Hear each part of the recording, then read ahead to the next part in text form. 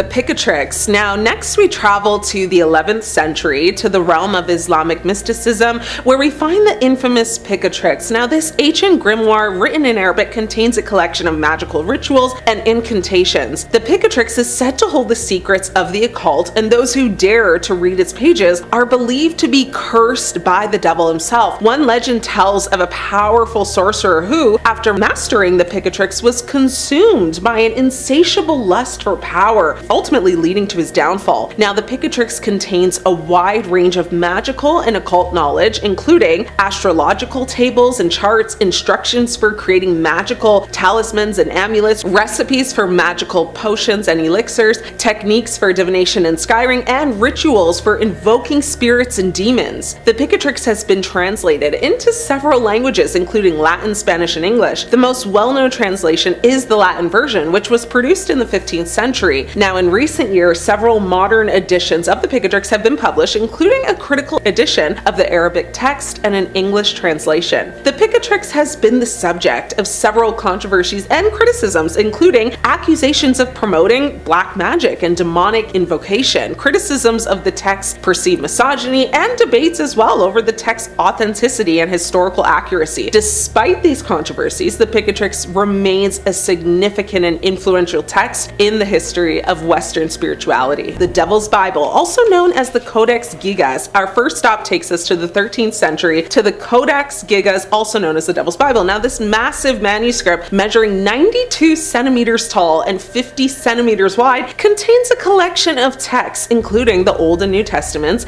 as well as various apocryphal works. Now, according to legend, the scribe who created the Codex Gigas made a pact with the devil to complete the manuscript in a single night. As the story goes, the scribe succeeded, but at a terrible cost. His soul was forever bound to the book. The Codex Gigas is a compilation of various texts, including the Old and New Testaments, the work of Flavius Josephus, the work of Isidore of Sellville, medical texts, including the works of Galen, and a collection of spells. Now, incantations, also magical formulas. According to legend, the Codex was created by a monk named Herman the Recluse, who was said to have made a pact with the devil in order to complete the manuscript in one single night. Like I mentioned a minute ago, the story goes that Herman was unable to complete it on his own, so he called upon the devil for assistance. The devil agreed to help Herman, but at the cost of his soul. The Codex is currently housed at the National Library of Sweden in Stockholm, where it is considered one of the library's most valuable and famous holdings. The manuscript is in relatively good condition, considering its age, and is still bound in its original leather cover. The Codex Gigas had a significant influence on Western culture, particularly in the realm of literature and art. Now, the manuscript's depiction of the devil has been, reproduced and parodied countless times, and its legend has inspired numerous works of fiction and art. Number 3, the Book of Abramelin. In the 15th century, a Jewish Kabbalist named Abraham von Worms penned the Book of Abramelin, a mystical text that promised to reveal the secrets of the universe. However, this book came with a terrible warning. Those who attempted to follow its instructions would be cursed by the devil. One story tells of a young man who, after reading the book, became obsessed with the occult, eventually losing his mind and his soul to the devil. The book is perhaps the most famous for its description of the Abramelin operation, which is a complex and demanding ritual that aims to attain spiritual enlightenment and communicate with the divine. Now, the Book of Abramelin has had a significant influence on Western occultism, particularly in the areas of ceremonial magic and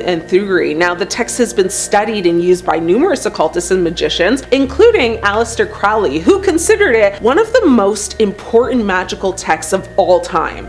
Number 4, the Grisha. The Grisha, also known as the Lesser Key of Solomon, is a 17th century grimoire that contains a collection of demonic seals and incantations. This book is said to hold the power to summon and control demons, but at a very terrible cost. According to legend, those who dare to use the Grisha will be cursed by the devil and forced to endure a lifetime of torment and suffering. One story tells of a young woman who, after using the Grisha to summon a demon, was driven mad by the entity's constant whispering whispers in her ear. You know, the Goetia lists 72 demons, each with their own unique powers and attributes. Some of the better known demons are Asmodeus, the demon of lust and desire, Beelzebub, if I'm pronouncing that right, the demon of flies and disease, Azazel, the demon of sacrifice and scapegoating, and Belial, the demon of deceit and corruption. The Goetia has been accused of promoting black magic and demonic invocation, but despite these claims, it does remain a very significant and influential text in the history of Western occultism. In 5th place, we have the Lesser Key of Solomon, also known as Lemegeton Clavicula Salomonis, or simply Lemegeton. This is probably the book on this list that I'm personally most familiar with. I've definitely referenced it more than once for y'all, since it has some great info on demons and their personalities. For simplicity's sake, I'll just refer to it as the Key today. The Key is an anonymously authored grimoire on demonology that was compiled in the mid-17th century, mostly from materials up to 7 centuries older. It's divided into 5 books: Ars Goetia, Ars Thurgia Goetia, Ars Paulina, Ars Almadel, and Ars Notoria. The Key is based on the Testament of Solomon and the ring mentioned within it that he uses to seal demons. While most of us know specifically the Ars Goetia for, the 72 demons listed in the ranking, and I promise I'll get to the highlight reel in a moment. Now, while I don't have a technical definition for Ars, the Latin term Goetia refers to the evocation of demons or evil spirits, and is derived from an ancient Greek word meaning charm, witchcraft, or jugglery. In medieval and Renaissance Europe, Goetia was generally considered evil and heretical, in contrast to Theurgia and Magia Naturalis, or natural magic, which were sometimes considered more noble. Okay, the 72 demons I promised. I promise I won't bore y'all and list them all, but some notable ones include King Baal, Duke Valfor, King Beleth, Duke Berith, Duke Astaroth, King Asmodeus, King or Count Fine, and Samael. The Ars Thurgia Goetia mostly references Trithemius's Steganographia, though the seals and order of the spirits are different due to corrupted transmission via manuscript. Rituals not found in Stenographia were added, and in some ways conflicting with similar rituals found in the Ars Goetia and Ars Paulina. Most of the spirits summoned are tied to compass points. 4 emperors are tied to the cardinal points of Carnisiel in the east, Amenadiel in the west, Demoriel in the north, and Caspiel in the south. And 16 dukes are tied to cardinal points, intercardinal points, and additional directions between those. There are in addition 11 wandering princes, so that a total of 31 spirit leaders each rule between several to a few dozen spirits. The Ars Paulina is derived from Book 3 of Trithemius's Stenographia and from portions of the Heptameron, but delivered by Paul the Apostle. Elements from the magical calendar, astrological seals by Robert Turner's 1656 translation of Paracelsus's Archidoxes of Magic, and the year 1641 indicate that this portion was written in the later half of the 17th century. Traditions of Paul communicating with heavenly powers are almost as old as Christianity itself, as seen in some interpretations of Corinthians and the apocryphal Apocalypse of Paul. Now, the Ars Paulina is divided into 2 books, the first detailing 24 angels aligned with the 24 hours of the day, while the second detailing the 360 spirits of the degrees of the zodiac. The Ars Amadel instructs the magician on how to create a wax tablet with specific designs intended to contact angels via scrying. And finally, the Ars Notoria contains a series of prayers intended to grant eidetic memory and instantaneous learning to the magician. Pretty dang thorough. In 4th place, we have the Grand Grimoire. It's a black magic grimoire, and for reference, a grimoire is a textbook of magic that typically, includes instructions on how to create magical objects like talismans and amulets, how to perform magical spells, charms, and divination, and how to summon or invoke supernatural entities such as angels, spirits, deities, and demons. In many cases, the books themselves are believed to be imbued with magical powers, although in many cultures, other sacred texts that are not grimoires, such as the Bible, have been believed to have supernatural properties intrinsically. Now, the only contents found in a grimoire would be information on spells, rituals, the preparation of magical tools, and lists of ingredients, and their magical correspondences. In this manner, while all books on magic could be thought of as grimoires, not all magical books should be thought of as grimoires. Different editions date the specific one to 1521, 1522, or 1421, but it was probably written during the early 19th century. Some experts suggest that 1702 is when the first edition may have been created, and a Bibliothèque Bleue version, similar to a chapter book, of the text may have been published in 1750. Now, the introductory chapter was authored by Antonia Venetiana del Rabina, who gathered his information from the original writings of King Solomon. Much of the material of this grimoire derives from the Key of Solomon and the Lesser Key of Solomon, which, our grimoire is attributed to King Solomon. Also known as Le Dragon Rouge, or the Red Dragon, this book contains instructions on how to summon Lucifer, or Lucifer Rofocale, for the purpose of forming a deal with the devil. The 19th century French occultist Eliphas Lévy, author of Dogmes et Rituels de la Haute Magie, claimed the contemporary edition of Le Dragon Rouge was a counterfeit of a true older Grand Grimoire. Gosh, I love petty historical spats. Now, the overall work is divided into 2 books. The first book contains instructions for summoning a demon and for the construction of tools with which to force the demon to do one's bidding. The second book is divided further into 2 more parts: the Sanctum Regnum and Secrets de l'Art Magique du Grand Grimoire. The Sanctum Regnum contains instructions for making a pact with the demon, allowing one to command the spirit without the tools required by Book 1, but at greater risk. Secrets contains simple spells and rituals one can employ after having performed the ritual of the first book. Some editions contain a short text between these 2 parts, known as Le Secret Magique ou Le Grand Art de pouvoir parler aux morts, or in English, The Magic Secret or the Grand Art of Being Able to Speak with the Dead, which deals with necromancy. The book describes several demons as well as the rituals to summon them in order to make a pact with them. It also details several spells for winning a lottery, talking to spirits, being loved by a girl, making oneself invisible, and more. This book mentions the 3 greater demons, which are similarly prioritized in the Grimorium Verum. Sidebar: in the English translation of the work, the demons are referred to by the more generic term of spirits, which is a term I know some modern Satanists tend to prefer. The demons that are mentioned are the Emperor Lucifer, Prince Beelzebub, and Grand Duke Astaroth. Now, this work also makes mention of 6 lesser demons, and of course I'll mention them all. Lucifer's Rofocale, Prime Minister; Satanatia, Commander-in-Chief; Agliarept, Commandant; Fleurity, Lieutenant General;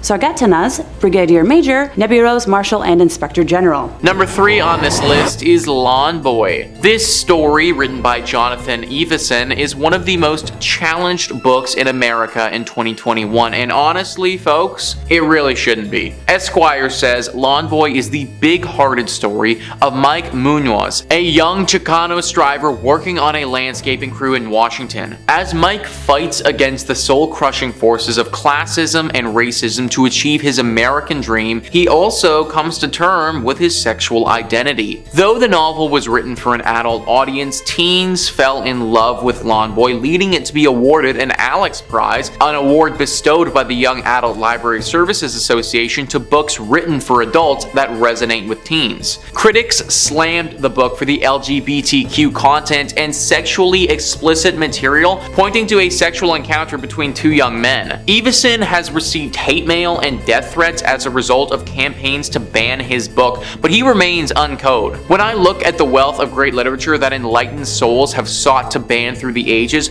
how could I feel anything but pride to be listed among them, he wrote. To those who would ban my book and burn me at the stake because they are ashamed of their own past experiences or uncomfortable with any non-binary sexual identifications, I hope you find healing. And literally, guys, shout out Jonathan on that one. When I found out that this book was something that people were trying to ban in literally 2021, it kind of blew my mind. Like, sometimes I think that the world is past stuff like that, and I do want to say that I think most people are. Like in America, 87% of people don't think that books should get banned. So at the very least, regardless of their views on things, they think that there should be a freedom of speech or writing. Either way, the government hasn't actually forbidden you from reading this book. People tried to do that. And I say, you shouldn't listen to them. Number 2 on this list is Animal Farm. So if you wanted to read Animal Farm now, then you probably wouldn't have too hard of a time getting your hands on a copy.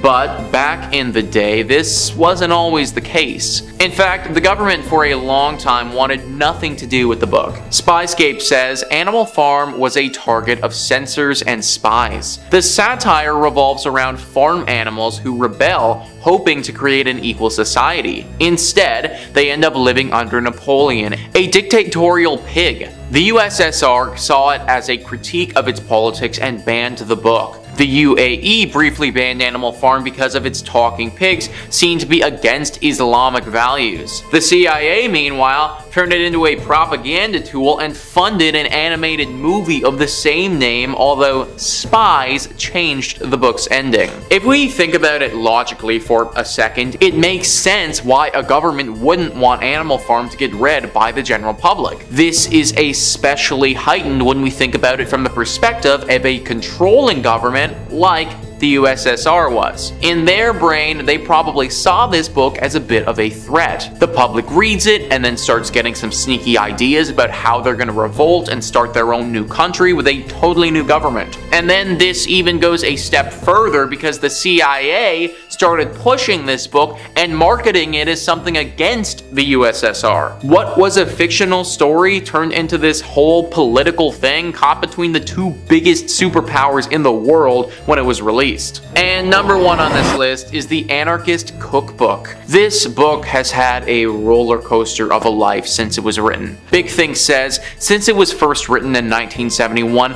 much of its information is out of date. But some topics, like how to make improvised bombs, don't have an expiration date. The book provides instructions for making LSD and tear gas, primers on how to operate various firearms, how to sabotage different kinds of infrastructure, and writing on anarchist philosophy. The book was written by William Powell, a manager of a bookstore in Greenwich Village. Powell quit his job, however, to write the Anarchist Cookbook. My motivation at the time was simple, said Powell in an article for The Guardian. I was being actively pursued by the US military, who seemed single-mindedly determined to send me to fight and possibly die in Vietnam. Its countercultural, violent message proved popular today. It is sold in excess of 2 million copies. It should come as no surprise that the book is infamous and controversial, but the kinds of criticism it attracts varies depending on the source. Governments across the world clearly have a negative opinion of the book. It does, after all, advocate for violent civil disobedience.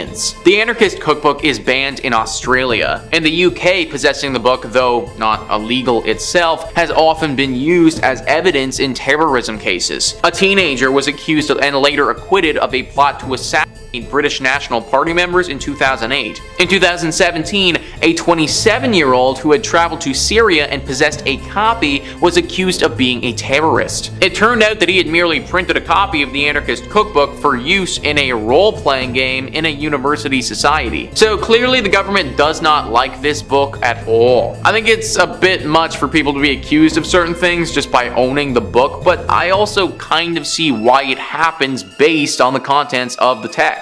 Just be aware that if you pick this book up, then the government may start keeping tabs on you. Number 3, the Munich Manual of Demonic Magic. Try saying that 5 times fast. The MMDM, or Liber Incantationum Exorcium et Fascinatum Variarum, is a 15th century grimoire manuscript. The text, composed in Latin, is largely concerned with demonology and necromancy. Richard Kiekeffer edited the text of the manuscript in 1998 under the title Forbidden Rites, a Necromancer's Manual of the 15th Century. Portions of the text in English translation are presented in Forbidden Rites as well, embedded with the author's essays and explanations on the Munich Manual in specific and grimoires in general. The Russian translation of this Latin grimoire was published in 2019, while the first English translation was published in only 2023. There was only one known surviving manuscript of the original Munich Manual, which is almost complete, except for the first 2 folios that describe the beginning of the first ritual. The rest of the grimoire contains complete instructions for the invocation of demons such as Satan, Lilith, Astaroth, and Samael, as well as the supposed attainment of favors and supernatural powers from them. Some of the spells allow for obtaining the love of a woman,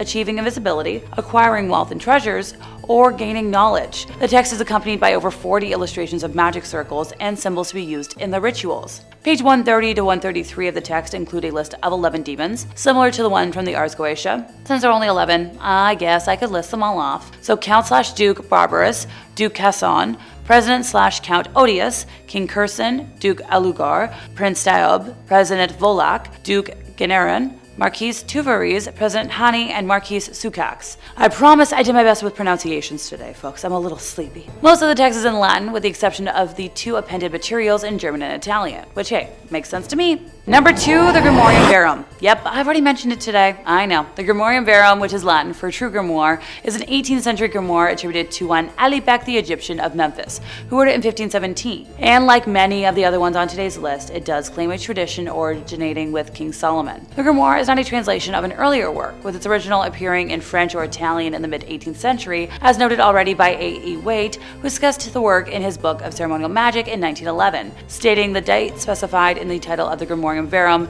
is undeniably fraudulent, since the work belongs to the middle of the 18th century and Memphis is Rome. One version of the grimoire was included as the Clavicles of King Solomon, Book 3, in one of the French manuscripts S. L. MacGregor Mathers incorporated in his version of the Key of Solomon, but it was omitted from the key with his explanation. At the end, there are some short extracts from the Grimorium Verum with the seals of evil spirits, which, as they do not belong to the Key of Solomon proper, I have not given. For evident classification of the key as in 2 books and no more. Now, Idris Shah also published some of it in The Secret Lore of Magic, Book of the Sorcerers, in 1957. Alrighty, time to break down all 4 books. So Book 1 is described as concerning the characters of demons, particularly the superior spirits of Lucifer, Beelzebub, Astaroth, while also including the many inferior spirits below them and their invoking sigils. Who wants to hear about what all the lesser spirits can do? So Klonek has the power to bring money to those who make a pact with them. Musisin has power over important people and politicians. Fremos has power over women. Klepoth can help you experience all sorts of dreams and visions. Kill can manifest dramatic situations and changes.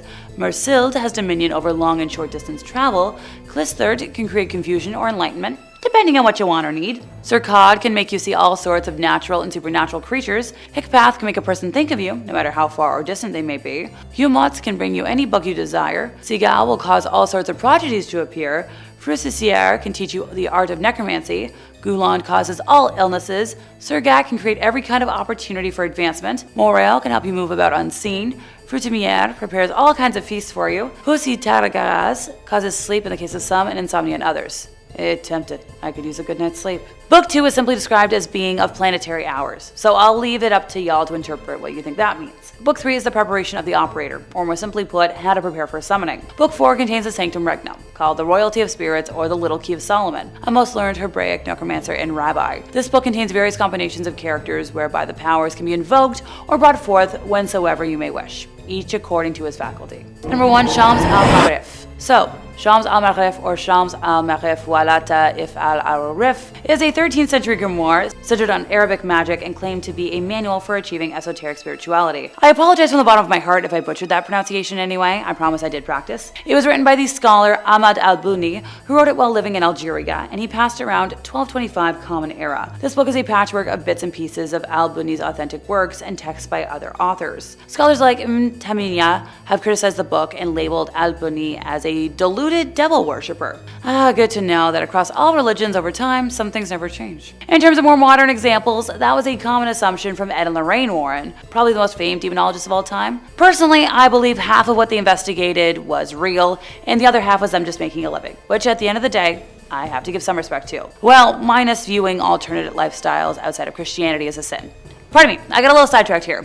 In contemporary form, the book consists of 2 volumes, the Shams al-Marif al-Kubra and the Shams al-Ma'arif al-Sugra, with the former being the larger of the 2. The first few chapters introduce the reader to magic squares, and the combination of numbers in the alphabet that are believed to bring magical effect, which the author claims is the only way to communicate with jinn, angels, and spirits. The table of contents that were introduced in the later printed editions of the work contain a list of unnumbered chapters, which stretch to a number of 40. However, prior to the printing press and, various other standardizations, there were 3 independent volumes that circulated, each one differing in length. While being popular, it also carries a notorious reputation for being suppressed and banned from much of Islamic history, ergo how it found its way to our list today. However, it continues to persist in being read and studied up to the present day, despite its questionable veracity and negative implications. Some Sufi orders, such as the Things I Cannot Say order, have recognized its legitimacy and use as a compendium for the occult and hold it in high regard. Another title by the same author, the title having been translated to The Source of the Essentials of Wisdom, is considered its companion text. In terms of translations, although a formal translation into English hasn't happened yet, there have been numerous renditions of a few of the more popular rituals found within the main treatise, as well as those that lie in its accompanying text. Ever heard of Tomino's Hell? Rather than a full book, bear with me here, it's a cursed poem included in Sakin, a poem compilation dating back to 1919 by a Japanese poet and songwriter. It tells the journey of a Tomino, a young boy who has been sent to hell after he committed an unforgivable sin. The poem later served as an inspiration for a film called Pastoral to Die in the Country. The filmmaker died 9 years later, and well, the poem was blamed for it. Since then, it has become an instant urban legend, suggesting that anybody who reads the poem will either die in a couple of days, or be haunted by Tomino's spirit. 6 one way, half a dozen the other, right? And finally for today, the Book of Soyga is an occult text that dates back to at least the 1500s. We only know about it because it was once owned by John Dee, a famous 16th century polymath whose fields of study and expertise included mathematics, physics, chemistry, and astronomy. Dee was also an occultist who was particularly interested in communicating with angels. This book must have been irresistible to him. Besides magical spells and writings about demonology and astrology, the text includes the names and genealogies of angels. Look, it's a nice change from the usual books of demons I hear about.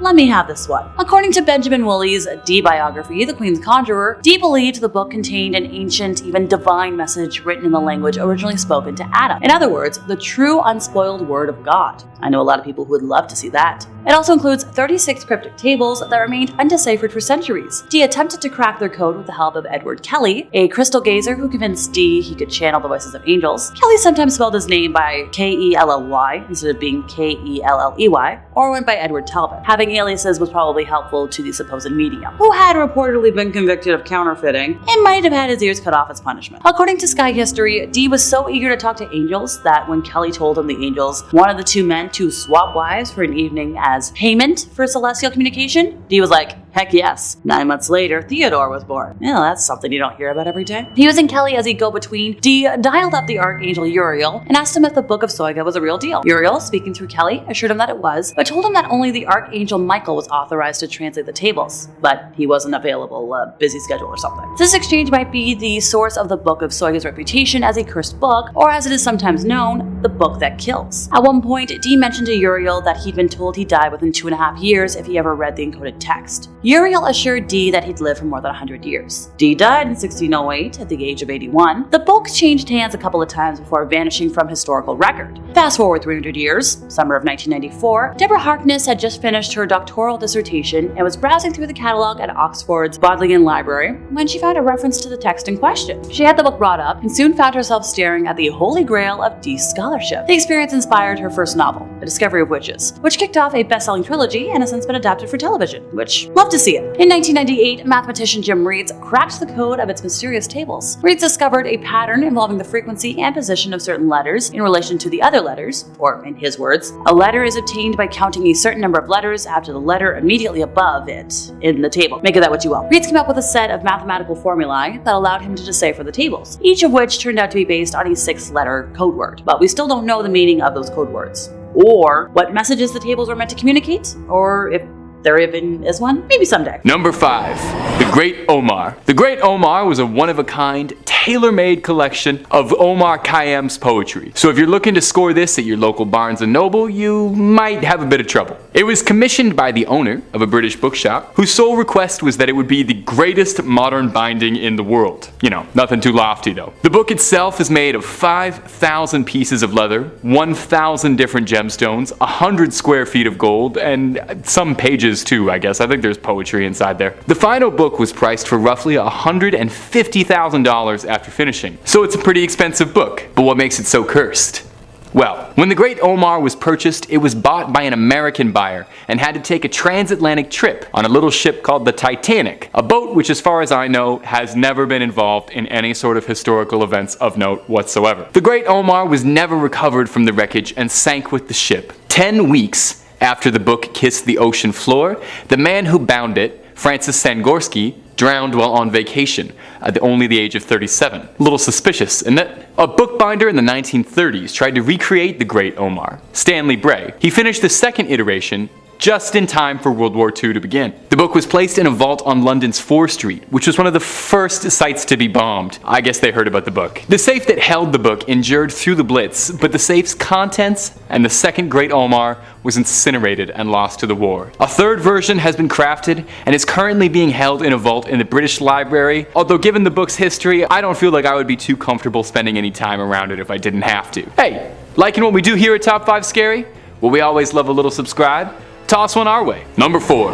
The Grand Grimoire. Another book you're probably gonna have some trouble finding on Amazon. The Grand Grimoire is a tome of black magic. No one can agree on when the grimoire was originally birthed into this world, with people claiming that it could have been written anywhere from the 15th century to the 19th century. No one knows who even wrote the Grand Grimoire. Perhaps it merely appeared one day from another world. tantalizing and asking to be read. Some urban legends claim that the book was written by a man possessed by the devil himself, acting as a vessel for his will to pen his musings. The book itself contains instructions for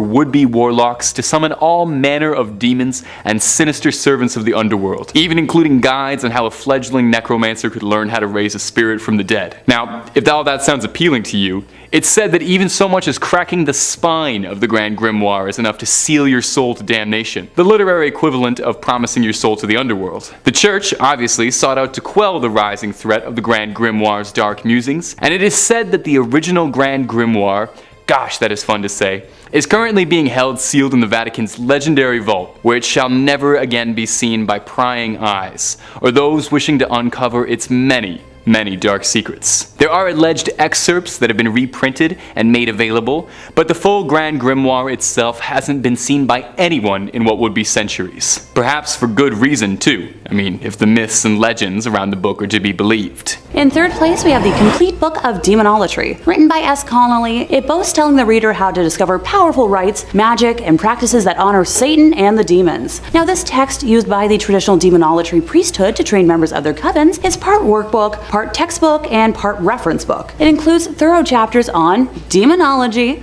history, demonic holy days, offerings, prayers, sigils, religious rites, and an introduction to demonolatry magic. Okay, this might be the first book I'm actually tempted to buy for myself. If only just to learn more about demonology history from someone that isn't Ed Warren for once. I love the Warrens and their work, but at the same time, it would be kind of neat to learn from a lens that isn't, as biased in Catholicism. Let's see what else it advertises. Learn how and why the ends, demonolatry sigils, ascension, and many other demonolatry methods have become standard practice among many theistic Satanists. It claims to guide students from pre-initiate to adept. It even delves into the depths of demonolatry, sex magic, necromancy, scarlet elixir rites, and red fluid sacrifice. See, that entire last phrase I can do without. Let me know what y'all think in the comments. Should I bother investing in it or not? In second place, we have the Grimorium Verum. The Grimorium Verum, which is Latin for true grimoire, is an 18th century grimoire attributed to one Alabek the Egyptian of Memphis, who wrote it in 1517. Like many grimoires, it claims a tradition originating with King Solomon. The grimoire is not a translation of an earlier work, with its original appearing in French or Italian in the mid-18th century, as noted already by A.E. Waite, who discussed the work in his book of ceremonial magic in 1911, stating that the date specified in the title of Grimorium Verum is undeniably fraudulent, since the work belongs to the middle of the 18th century, and Memphis is Rome. Alrighty.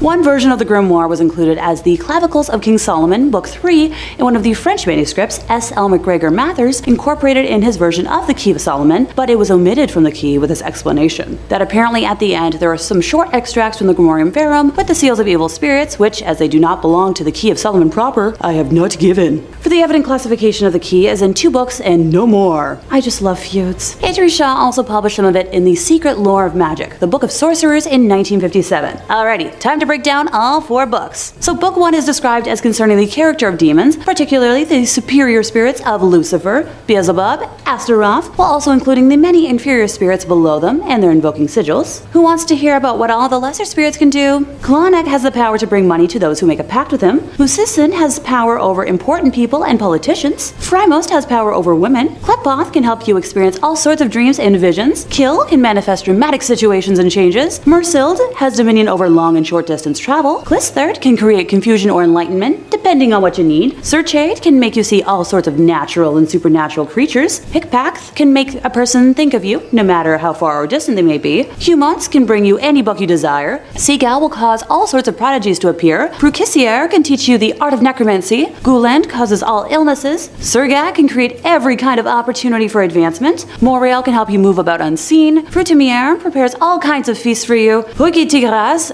I tried, causes sleep in the case of some and insomnia in others. Tempting. I could use a good night's sleep. Book 2 is simply described as being of planetary hours, so I'll leave that up to y'all to interpret what you think it means. Book 3 is the preparation of the operator, or more simply put, how to prepare for summoning. A more modern title could be, Demon Summoning for Dummies, or How to Summon a Demon 101. Just saying. Book 4 contains the Sanctum Regnum, called the Royalty of Spirits, or the Little Key of Solomon, a most learned Hebraic necromancer and rabbi. Gee, where have I referenced that before? This book contains various combinations of characters where the powers can be invoked or brought forth whensoever you may wish, each according to his faculty. Long story short, it's a very descriptive and thorough demon summoning Bible, if you will. Once again, I personally do not recommend summoning demons, but if you really feel like you must, this feels like it would produce safer outcomes than, say, a random YouTube ritual or Ouija board. Okay, anything's better than a cursed board, but this one I feel like I can kind of endorse and still sleep at night, you know? In first place, we have the Munich Manual of Demonic Magic. The MMDM, or Libel Incantionum, Exorcismorium e Fascinatorium Variarium, is a 15th century grimoire manuscript. The text, composed in Latin, is largely concerned with demonology and necromancy. Richard Kiekefer edited the text of the manuscript in 1998 under the title Forbidden Rites, a necromancer's manual of the 15th century. Portions of the text in English translation are presented in Forbidden Rites as well, embedded within the author's essays and explanations on the Munich Manual in specific and grimoires in general. The Russian translation of this Latin grimoire was published in 2019, while the first English translation was published in only 2023. There is only one known surviving manuscript of the original Munich Manual, which is almost complete, except for the first 2 folios that describe the beginning of the first ritual. The rest of the grimoire contains complete instructions for the invocation of demons, such as Satan, Lilith, Astaroth, and Samael, as well as the supposed attainment of favors and supernatural powers from them. Some of the spells allow for obtaining the love of a woman, achieving invisibility, acquiring wealth and treasures,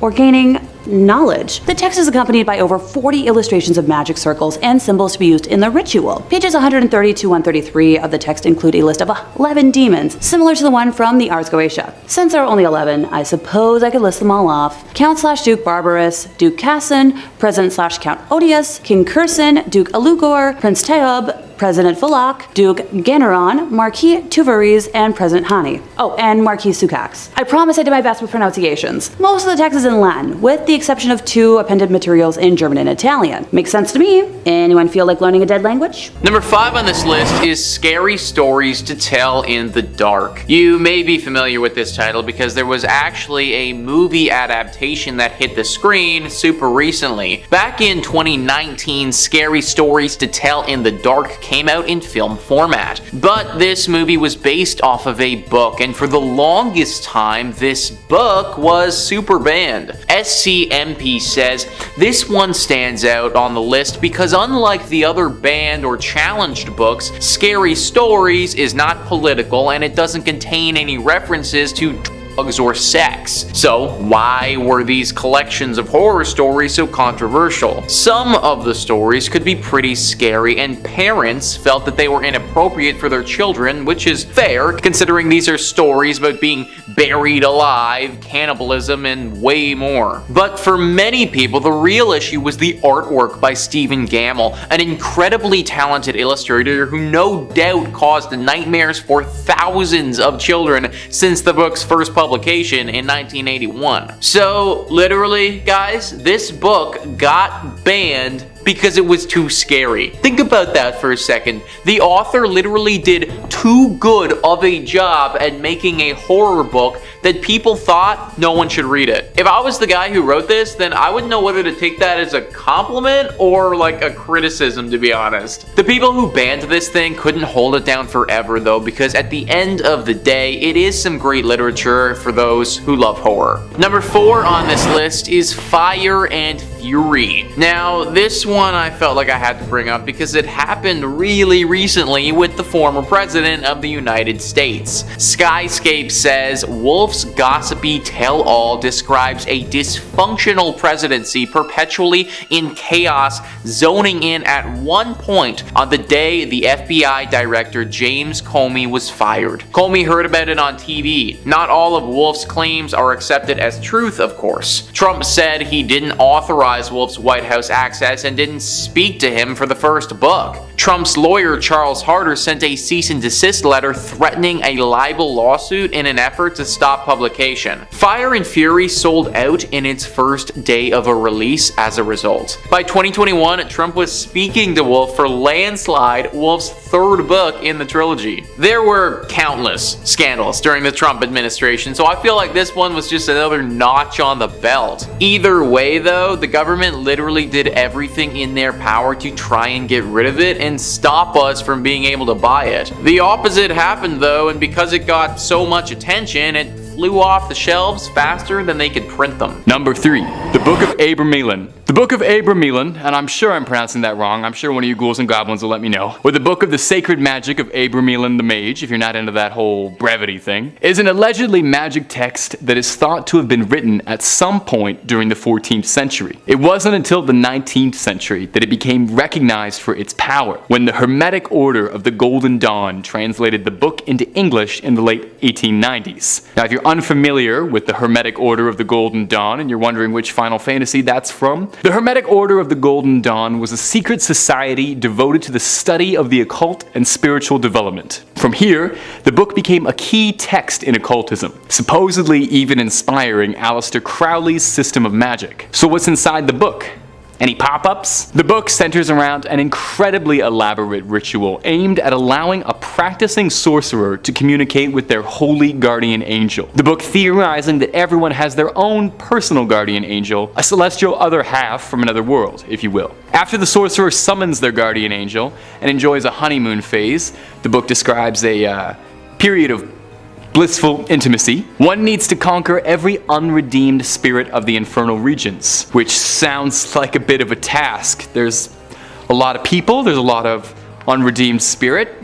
Luckily, I think the angel helps out a bit. If the legends are true, then undoubtedly the information in this book isn't the kind of thing that should ever be falling into the wrong hands. I mean, that's just a general good piece of life advice. As a general rule of thumb, you shouldn't mess with demons unless you know what you're doing, okay? That's the kind of thing to leave up to professionals. For all of our sakes, you know? Number 2, the Voynich Manuscript. The Voynich Manuscript is one of the more interesting books on this list. It's named after the first public owner of it, Wilfrid Voynich. Unlike most of these cursed banned books, the Voynich Manuscript is actually something you can seek out and read via Yale University's online collection, and you are more than welcome to peer over its pages, although you might find it a bit of a difficult text to read, because the Voynich Manuscript is written in a language that no human being speaks or has ever spoken. Carbon dating suggests the manuscript was first written at some unspecified time during the 14th century, and all 240 of the manuscript's pages are written completely unintelligibly, so if you want to take a look at this thing and try and help us crack this, please be my guest. Adorning its pages are confusing illustrations that only serve to further its mysterious reputation, with most of the drawings looking like a cross between a Hieronymus Bosch painting and a fever dream kaleidoscope nightmare. The book has made its way through countless owners, a succession of kings and other powerful leaders, and yet in all the years of its existence, no one has even come remotely close to understanding just what the Voynich Manuscript is, where it came from, and what its purpose is. Is it cursed?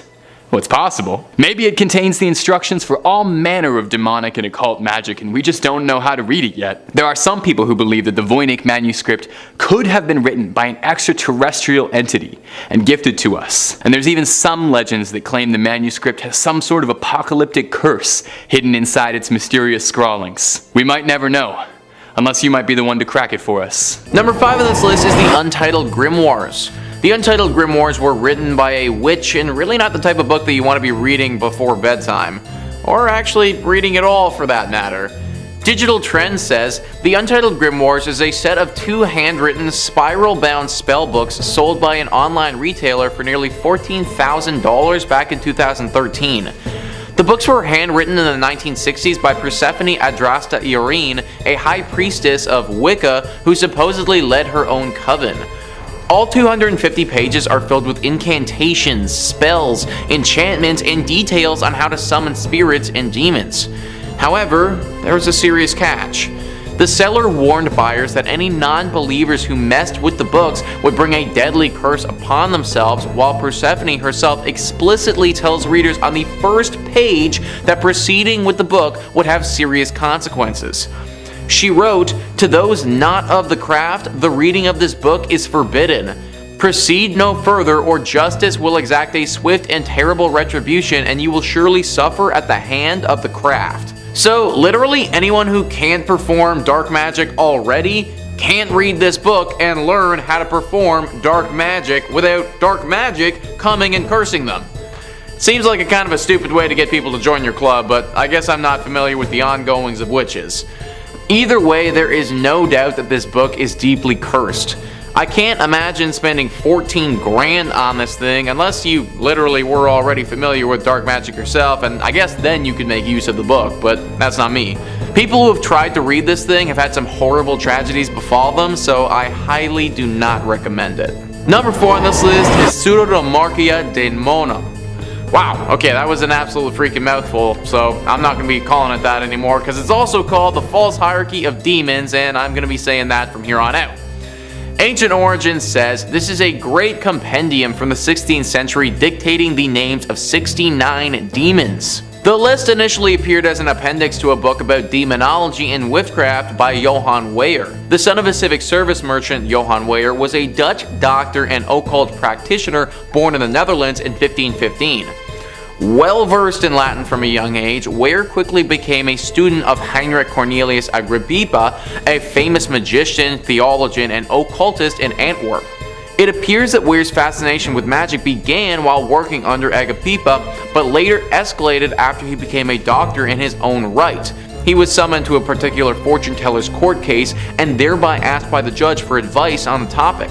The court case started his interest in researching the witchcraft way of life, culminating with his decision to attempt to defend those who were accused of practicing. 27 years after this case, when Weyer was 62 years old, he published The False Hierarchy of Demons. This book, as with most that study demons, also talks about how to summon and control these demons. This book also focuses a lot on witchcraft too, something that became a deep obsession for Weyer. Definitely a book that you should avoid, and one that could hold some serious curses. Number 2, the Grimorium Verum. I just mentioned this, didn't I? The Grimorium Verum, which is Latin for true grimoire, is an 18th century grimoire attributed to one Alibek the Egyptian of Memphis, who wrote it in 1517, and like many grimoires, it claims a tradition originating with King Solomon. This grimoire is actually not a translation of an earlier work, with its original appearing in French or Italian in the mid-18th century, as noted by A.E. Waite, who discussed the work in his Book of Ceremonial Magic in 1911, stating the date specified in the title of the Grimorium Verum is undeniably fraudulent since the work belongs to the middle of the 18th century and Memphis is Rome. One version of the grimoire was included as the Clavicles of King Solomon Book 3 in one of the French manuscripts S. L. MacGregor Mathers incorporated in his version of the Key of Solomon, but it was omitted from the key with its explanation. At the end there are some short extracts from the Grimorium Verum with the seals of evil spirits, which as they do not belong to the Key of Solomon proper, I have not given, for the evident classification of the key is in 2 books and no more. Idris Shah also published some of it in the Secret Lore of Magic, Book of the Sorcerers in 1957. Alrighty, time to break down all 4 books that you should not be touching on Halloween. Book 1 is described as concerning the character of demons, particularly the superior spirits of Lucifer, Beelzebub, Astaroth, while also including the many inferior spirits below them and their invoking sigils. Alright, who wants to hear about what all the lesser spirits can do? Claunek has the power to bring money to those who make a pact with them. Musissin has power over important people and politicians. Freemost has power over women. Yeah, okay, bow. Klepoth can help you experience all sorts of dreams and visions. Kill can manifest dramatic situations and changes. Mersild has dominion over long and short distance travel. Klistert can create confusion or enlightenment depending on what you need or want. Serchad can make you see all sorts of natural and supernatural creatures. Hickpax can make a person think of you, no matter how far or distant they may be. Humotz can bring you any book you desire. Siegel will cause all sorts of prodigies to appear. Fruxisier can teach you the art of necromancy. Guland causes all illnesses. Sergat can create every kind of opportunity for advancement. Morail can help you move about unseen. Frutimier prepares all kinds of feasts for you. Hoi Tigaras causes sleep in the case of some and insomnia in others, and hey, tempting, because I could use a good night's sleep right about now. Book 2 is simply described as being of planetary hours, so I'll leave it up to y'all to interpret what you think it means. Book 3 is the preparation of the operator, or more simply put, how to prepare for summoning. A more modern title could be Demon Summoning for Dummies, or How to Summon a Demon 101. Book 4 contains the Sanctum Regnum, also called the Royalty of Spirits, or the Little Key of Solomon, a most learned Hebraic necromancer and rabbi. This book contains various combinations of characters whereby the powers can be invoked or brought forth whensoever you may wish, each according to his faculty. Long story short, it's a very descriptive and thorough demon summoning Bible, if you will.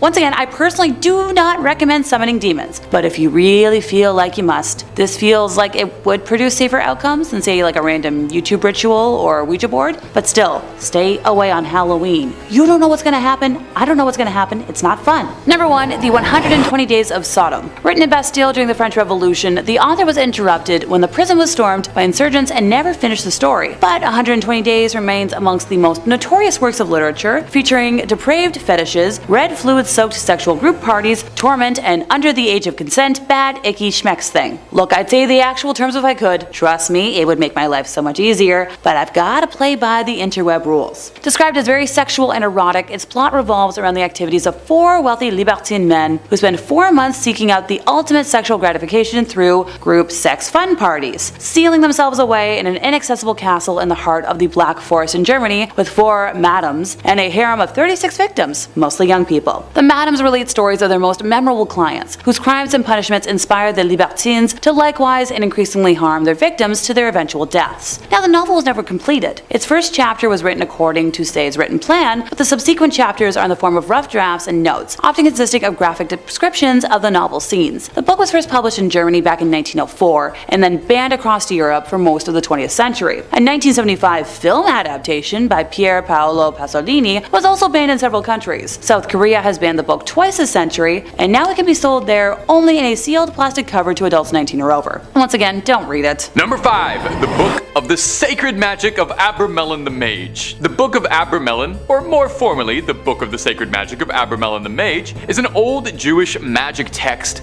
that is thought to date back at some point in the 14th or 15th century. Now, it wasn't the initial publication of this book that gave it its notoriety. Instead, it was when it was 19th and 20th century magicians who were in the Hermetic Order of the Golden Dawn, which is a British secret society dedicated to the practice, research, and upholding of old occult magic ways. But hush hush, you didn't hear that from me. One of the founders of the Golden Dawn, SLM Mathers, created the first ever English translation of the book in the 1890s, drawing from a previously established 17th century French translation. Now, Mathers' translation quickly became the definite magic text of the 19th century, eventually helping inspire Aleister Crowley to inspire his system of magic, the legendary occultist and fixture of one of the best Ozzy Osbourne songs ever. That solo still goes, man. Now, there's all kinds of spells and magic inside this text. Some real highlights include spells on how to conjure somebody and turn them into a donkey, how to summon a monkey to do your bidding, that sounds great, and how to bring forth spirits to fetch you goods. The big key point in this text, however, is an epic, multi-month spanning ritual that, if performed correctly, will allow the sorcerer to commune with their own guardian angel. The book theorizes that everyone has a guardian angel and that they are another part of their essence, a spiritual other half of yourself. The ritual involves, I don't know how to say this politely. You have to, they say you have to get blissfully intimate with your other half. Once the honeymoon period is over, the caster then has to summon up and conquer unredeemed spirits of the infernal regions of hell to conquer them. And then they'll be able to master the spirit domain. That sounds like a lot of irredeemed spirits. I hope my angel might help out a little bit with that. This all sounds very complicated, so all things considered, maybe it's for the best that this one's locked away. Seems like heavy reading, not before bedtime. And if you're looking for more true tales of terror, fake frightening fribs, cursed relics, ancient evils, aliens, cryptids, conspiracies, ghouls, goblins, and pretty much everything spooky you can think of, Top 5 Scary is the place to be. Stay subscribed, but way more importantly, stay scary. Okay, let's keep going. Whole lot more video to get through. Number 4. Book of Soyga. The Book of Soyga, also known by a more complicated name, the Alderia Siva Soyga Vocor, is an occult text that hails back from the 15th century. I'm pretty sure just saying that name out loud in front of the camera, I probably caused a curse on the office, so I'm sorry about that. This text would have been lost to time, just another forgotten cursed manuscript, if it weren't for the obsessive efforts of John Dee, a 16th century polymath who had his hands in just about every field of study. Polymath is a fancy word for a guy who studies just about everything, and Dee practiced chemistry, physics, astronomy, and also the occult. You know, there's always more to learn, right? Mr. D was particularly interested in contacting angels to learn the secrets of the universe. And this book contains a litany of recipes for magic spells and all sorts of writings on demonology and astrology, but most importantly, and what caught Mr. D's attention, is that the book is said to include the names and genealogies of all of heaven's angels. D believed that the book contained an ancient divine message written in a language spoken to by Adam, the true unspoiled word of God. That's a pretty big statement. Now, much like the Voynich Manuscript, which I'll mention a little later in the video, so put a pin in that for now, it had 36 cryptic tables that remained undeciphered for centuries. D attempted at one point to crack the code with the help of a mystic who convinced D that he could channel the angels for him. D allegedly was so desperate to unlock the contents of this book that when his mystic told him it was part of the ritual that he be allowed a night with John Dee's wife, he agreed. That's the oldest trick in the book, man. The old "I'll let you talk to angels if I can go out with your wife" gamble. Ugh, can't believe you fell for it. Dee's wife would end up birthing a son, Theodore D, the fatherhood of which was disputed, to say the least. John Dee was never able to crack the code in his lifetime and decipher the Book of Soyga, and perhaps for the best, as it was said he was warned that man was never meant to uncover those secrets, and that knowledge would end his life. The book is now said to reside in the British Library, although digital copies are available. Read it at your own risk, and if somebody says they can translate it for you, just make sure you really read everything on the fine print in the contract before you sign that, okay? Just looking out for you. Number 5, The Complete Book of Demonolatry. Written by S. Connolly, it boasts telling the reader how to discover powerful rites, magic, and practices that honor Satan and the demons. This text, used by the traditional demonolatry priesthood to train members of their covens, is part workbook, part textbook, and part reference book. It includes thorough chapters on demonolatry, history, demonic holy days, offerings, prayers, sigils, religious rites, and an introduction to demonolatry magic. Okay, this might be the first book I'm tempted to buy for myself. If only just to learn more about like demonology history from somebody that isn't, like Ed Warren for once. I love the Warrens and their work, but at the same time it would be neat to learn from a lens that isn't, as biased in Catholicism.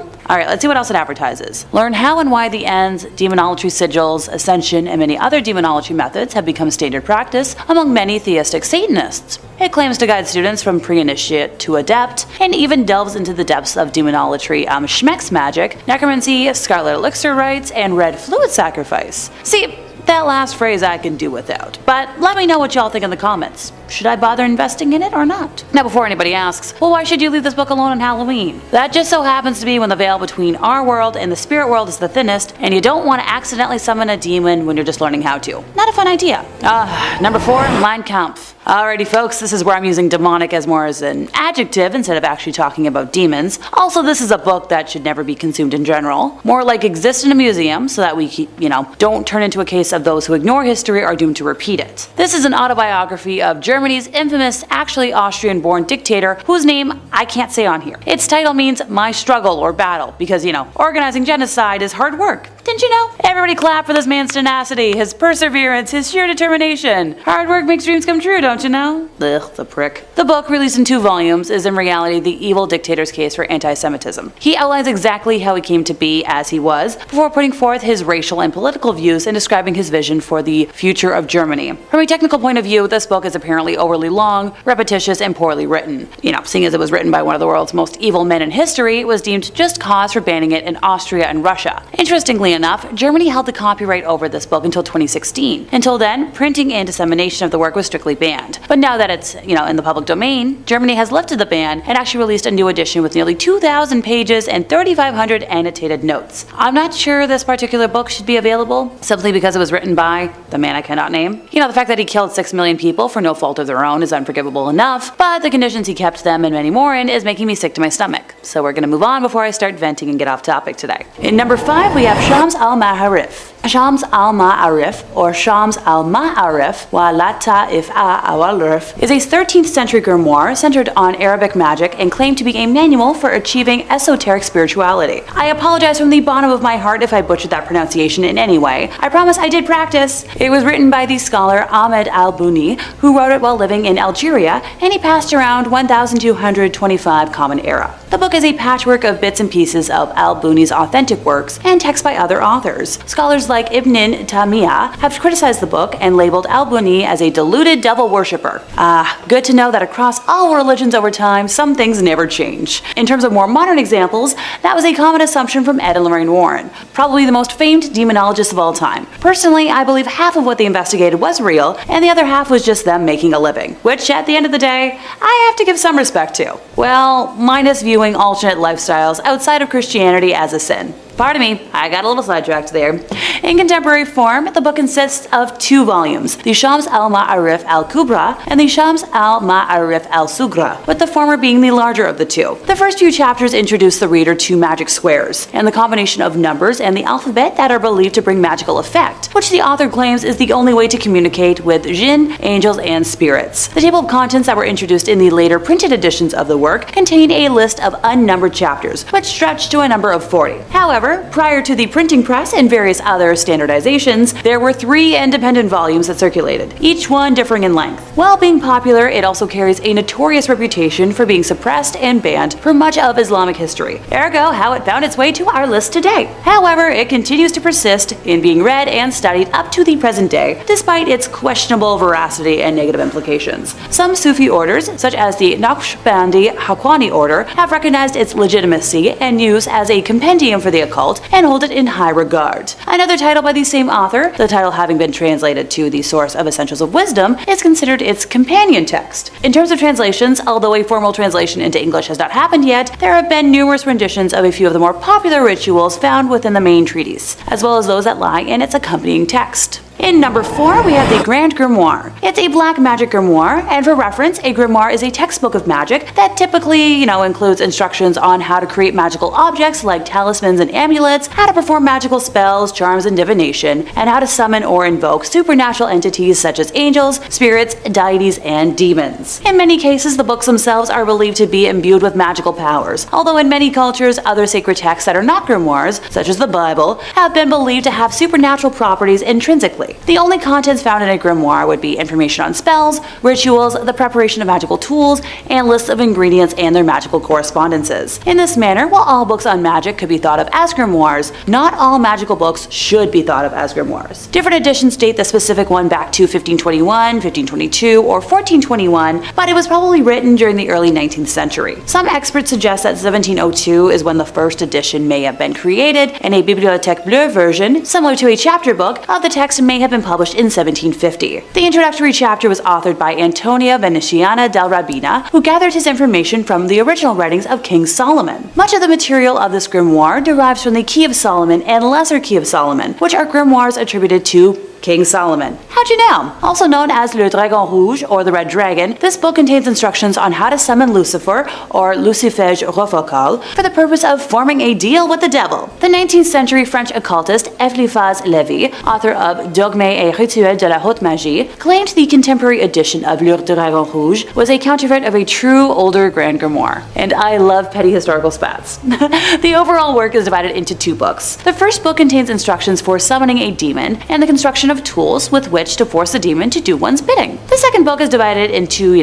2 further parts. The Sanctum Regnum and Secrets, de l'Art Magique du Grand Grimoire. The Sanctum Regnum contains instructions for making a pact with the demon, allowing one to command the spirit without the tools required by book 1, but at greater risk. Secrets contain simple spells and rituals one can employ after having performed the ritual of the first book. Some editions contain a short text between these 2 parts, known as Le Secret Magique ou Le Grand Art de pouvoir parler aux morts, or in English, the magic secret or the grand art of being able to, speak with the dead, which deals with necromancy. The book describes several demons as well as the rituals to summon them in order to make a pact with them. It also details several spells for winning a lottery, talking to spirits, being loved by a girl, making oneself invisible, and more. This book mentions 3 greater demons, which are similarly prioritized in the Grimorium Verum. Sidebar, in the English translation of the work, the demons are referenced by the more generic term of spirits, which is a term I know some modern Satanists prefer. The demons that are mentioned are the Emperor Lucifer, Prince Beelzebub, and the Grand Duke Astaroth. Now, this work also makes mention of 6 lesser demons, and of course I'll mention them all. Lucifège Rofocal, Prime Minister, Satanácia, Commander-in-Chief, Agliarept, Commandant, Fleuroti, Lieutenant General, Sargatanas, Brigadier Major, Nebiros, Marshal and Inspector General. Number 3 on this list is the Ars Notoria. The Ars Notoria is an ancient text which grants the person who studies it a perfect memory. Something that sounds great from the outside, but it isn't as cool as it's cracked up to be. Ancient Origins writes, as part of a larger collection known as the Lesser Keys of Solomon, the Ars Notoria is a book that is said to allow followers a mastery of academia, giving them greater eloquence, a perfect memory, and wisdom. The Ars Notoria is one of 5 books within the Lesser Keys of Solomon, an anonymous text that was compiled from other works in the 17th century and focuses on demonology. The Ars Notoria is the oldest portion of the Lesser of the Keys grimoire, dating back to the 13th century. However, the texts contained within are a collection of orations, prayers, and magical words which date back to well before the 1200s. The prayers are in several languages including Hebrew, Greek, and Latin.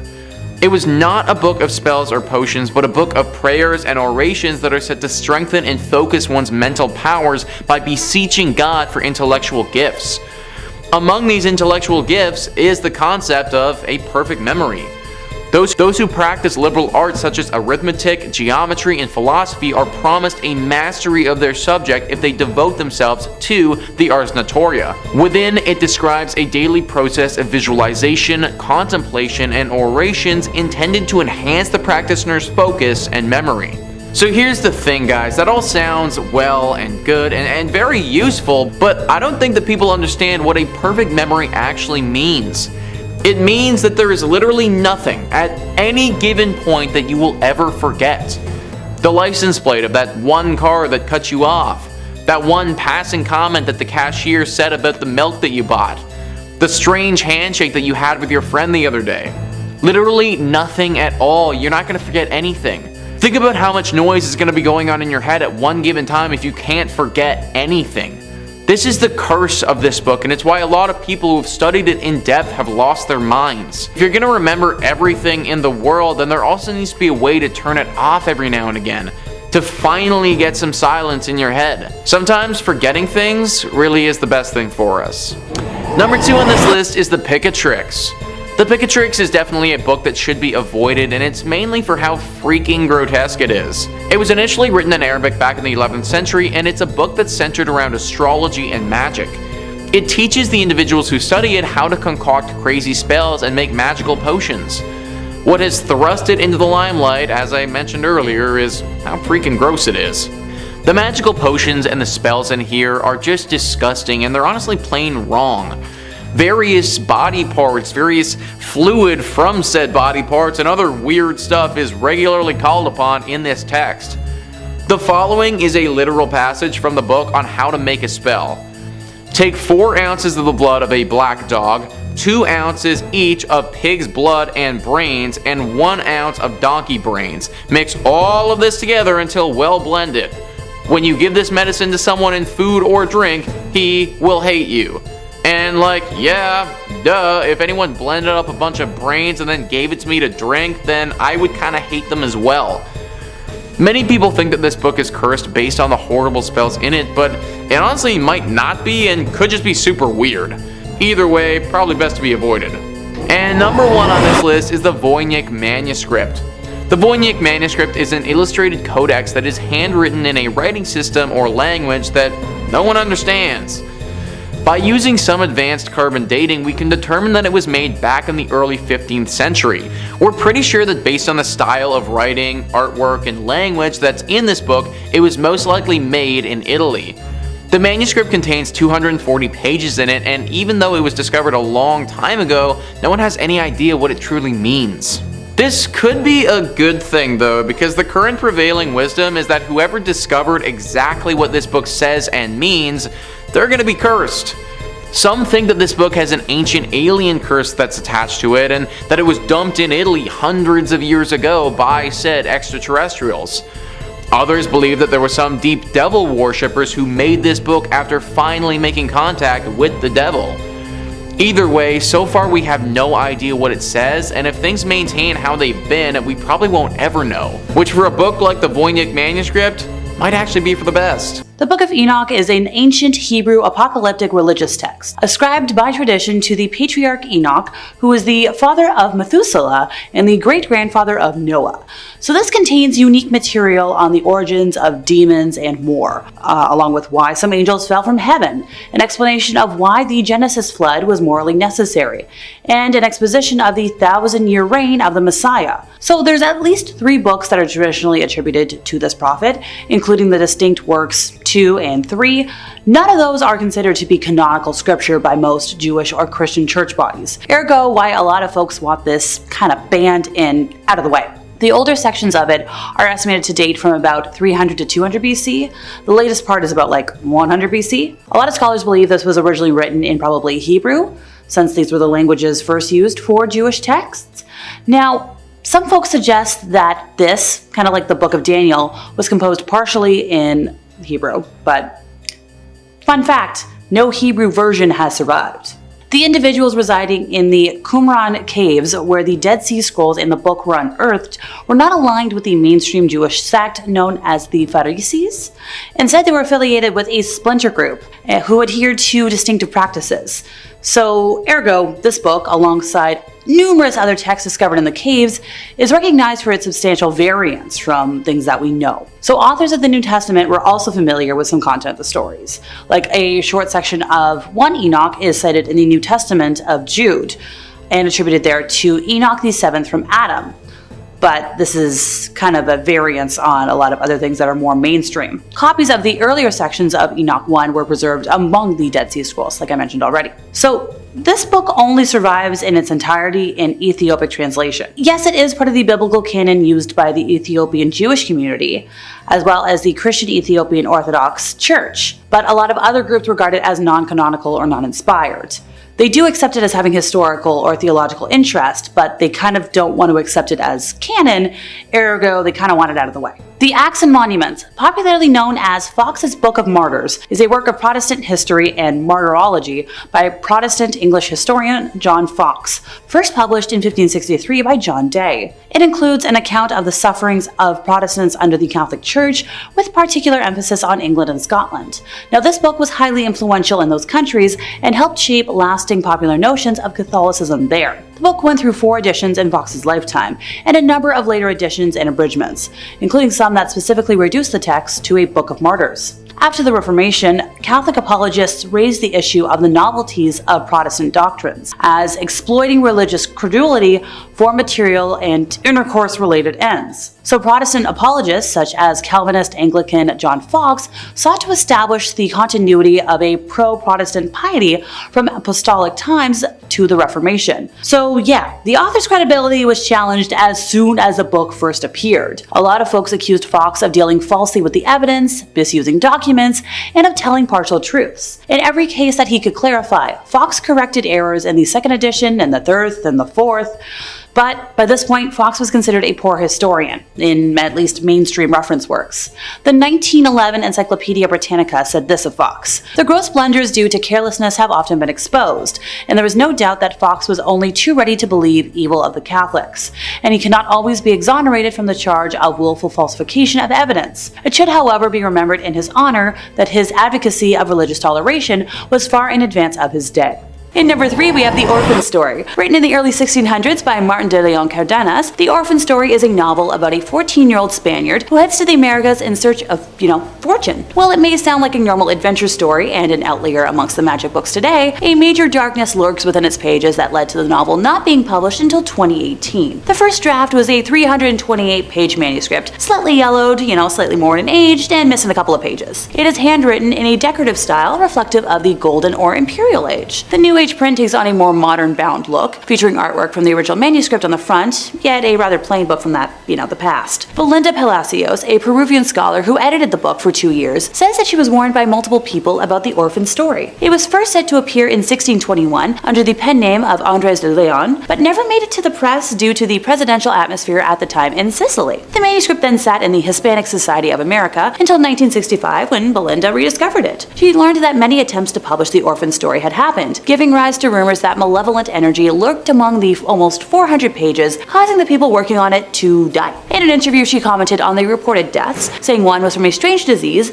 another in a car accident, and yet another something else. Belinda had also heard from other professors she was working with to publish the book, one specialized in colonial letters from the Andean regions in Mexico, who was named Raquel Chang Rodriguez. So those letters described how Antonio Rodriguez Menino and William C. Bryant both died before finishing their editions of the book, and is why the manuscript is believed to be cursed or bewitched. They told her that the book was cursed, and the reason it had taken so long to publish was that anyone who worked on it would die in mysterious ways. Did the powers that be not want the ancient script out in the world? Note to self, don't go within 10 feet of the book. Not worth it. In second place, we have the Book of Abramelin the Mage. Most folks, today would be happy with a gift card or dinner for their birthday, but Abramelin the Mage decided to give his son a book full of mythical curses. It's definitely a unique gift. So this book tells the story of an Egyptian mage named Abraham, or Abramelin, who taught a system of magic to Abraham of Worms, a Jew in Worms, Germany. The system of magic from this book regained popularity in the 19th and 20th centuries, partly due to Samuel Liddell MacGregor Mather's translation, which dubbed it the Book of Sacred Magic of Abramelin the Mage. Ever since it was translated to English, this 15th century novel has had a reputation for being cursed. Now there are several theories why, but most believe it has to do with the mage's belief that everybody has their own unique personal demon. Throughout the book, there are instructions for rituals and supernatural feats to bring your demons under control. Anyone with any sense knows that it's risky to reach out and communicate with the spirit world, so it's not surprising that readers of this book have reported bad luck and hauntings by spirits from another realm. The grimoire is framed as a sort of epistolary novel or autobiography in which Abraham of Worms describes his journey from Germany to Egypt and reveals Abramelin's magical and Kabbalistic secrets to his son Lamech. Internally, the text dates itself to the year 1458. The story involves Abraham passing his magical and Kabbalistic secrets onto his son and tells, how he acquired his knowledge. Abraham recounts how he found Abramelin the Mage living in the desert outside of an Egyptian town, Iraqi, which borders the Nile. Abraham's home sat atop a small hill surrounded by trees. He was an Egyptian mage and taught a powerful form of Kabbalistic magic to Abraham. He was a, venerably aged man, very courteous and kind, discussing only the fear of God, the importance of leading a well-regulated life, and the evils of the acquisition of riches and goods. The usual fare. Abramelin extracted a promise from Abraham that he would give up his false dogmas and live in the way and law of the Lord. He then gave Abraham 2 manuscript books to copy for himself, asking for 10 gold florins, which he took with the intention of distributing to 72 poor persons in Iraqi. Upon his return 15 days later, after having disposed of the payment money, Abramelin extracted an oath from Abraham to serve and fear the Lord, and to live and die in his most holy law. After this, Abraham was given the divine science and true magic embedded with the 2 manuscripts, which he was to follow and give to only those whom he knew well. The book exists in the form of 12 manuscripts and an early printed edition. The early manuscripts are 2 versions that date from around 1608, are written in German, while another 2 manuscripts date from about 1700 and 1750 respectively. The practical magic found in both Book 3 of the French text and Book 4 of the German original centers around a set of talismans composed of magical word squares. These are similar to traditional magic squares, though the latter are usually composed of numbers, while Abramelin's squares contain letters. Commonly, word squares are used as puzzles or as teaching aids for students. In this context, though, the focus becomes mystical, so that each square should contain words or names that relate to the magical goal of the square. A parallel is found in the famous Satyr Arepo Tenet opera Rotos Word Square, an altered version of which is also found among Abramelin's squares. Curse book and math puzzles? Yeah, no thanks. In first place, we have Untitled Grimoires. I feel like that should be scary enough on its own, but time to elaborate. These manuscripts were believed to be written in the early 1900s, as their first library appearance was around the 1920s. The books originated when a Wiccan high priestess called Persephone Adrastea Irene recorded her family's spiritual history of being an American witch of Swedish and English ancestry. These manuscripts record Persephone's witchy history that she reworked all through her adult life, incorporating her mother's grimoire into them as well. Their first book contains around 250 pages of spells, incantations, curses, and enchantments, as well as corresponding information on gems, planets, rites, potions, and even exorcisms. The second book includes around 150 to 200 pages of alchemy and chemistry recipes, cures, perfumes and balms, nerve tonics, and even hairspray recipes. The first book is believed to carry the curse heavier than its counterpart, as Persephone's spells are believed in Wiccan culture to contain more power than most other records due to the embodiment of herself within them. Originally, the books belonged to Alice Montserrat, the wife of Israel Regardie, who moved to the UK in the 1920s to work with famous occult writer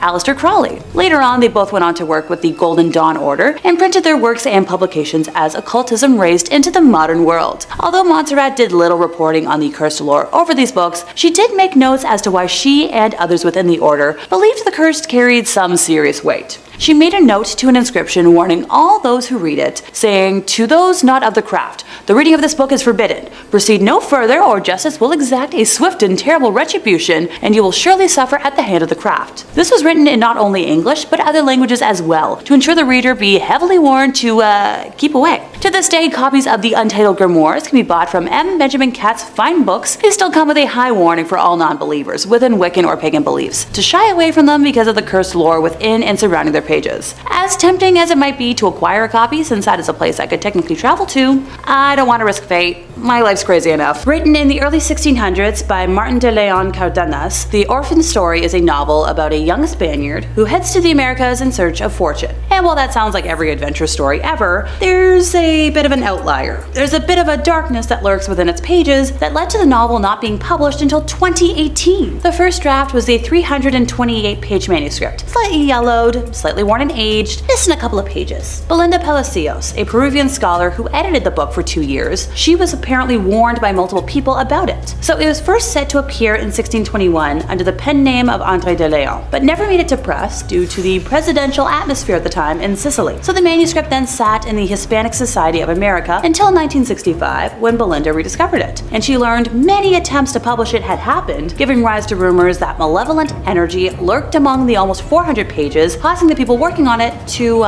die. So in an interview, she commented on the reported deaths, saying one was from strange diseases, another was a car accident, and something else. So Belinda had heard from other professors she was working with to publish the book. One of them specialized in colonial letters from the Andean regions and Mexico. This person went by the name of Raquel Chang Rodriguez. Now these letters describe how Antonio Rodriguez Monino and William C. Bryant both died before finishing their editions of the book. And that's why the manuscript is believed to be cursed. She's like, yeah, that's why this is taken so long to publish, because if you work on it, that's the end of your life. Okay, don't touch it. Most books would be happy with a gift card or dinner for their birthday, but Abramelin the Mage, or Abramelin, depending on who you ask, decided to give his son a book full of mythical curses. Yay! So this book tells the story of an Egyptian mage named Abraham, or Abramelin, who taught in a system of magic to Abraham of Worms, a Jew in Worms, Germany. The system of magic from this book regained popularity in the 19th and 20th centuries, partly due to Samuel Liddell MacGregor Mather's translation, which dubbed it the Book of the Sacred Magic of Abramelin the Mage. So ever since it was translated to English, this 15th century novel has had a reputation for being cursed. Now there are several theories why, but a lot of folks believe it has to do with the mage's belief that everybody has their own unique personal demon. And throughout the book, there are instructions for rituals and supernatural feats to bring your demons under control. So internally, the text dates itself to the year 1458, and the book exists in the form of 12 manuscripts and an early printed edition. Now the earliest manuscripts are 2 versions that date from about 1608, are written in German, while another 2 manuscripts are from about 1700 and 1750. The practical magic found in both Book 3 of the French text and Book 4 of the German tends to center around a set of talismans composed of magic word squares. These are similar to traditional magic squares, though the latter are usually composed of numbers, whereas these ones contain letters. Commonly, word squares are used as puzzles or teaching aids. So in the context of all of this, the focus becomes mystical. So each square should contain words or names that relate to the magical goal of the square. A parallel is found in the famous Sator Arapotenet Abra Rota's word square, an altered version of which is also found amongst these squares.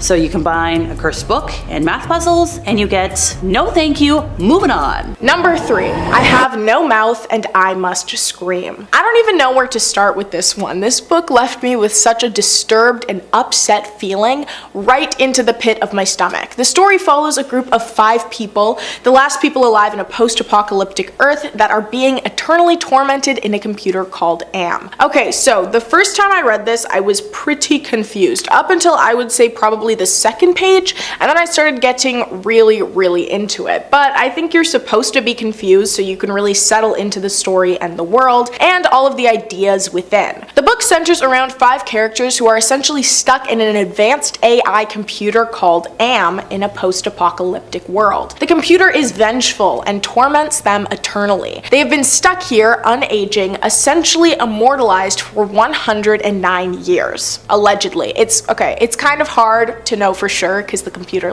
messes with their mind and time a lot. Every single day for these humans is filled with the computer psychologically, physically tormenting them in every way imaginable, in insanely disturbing and creative ways.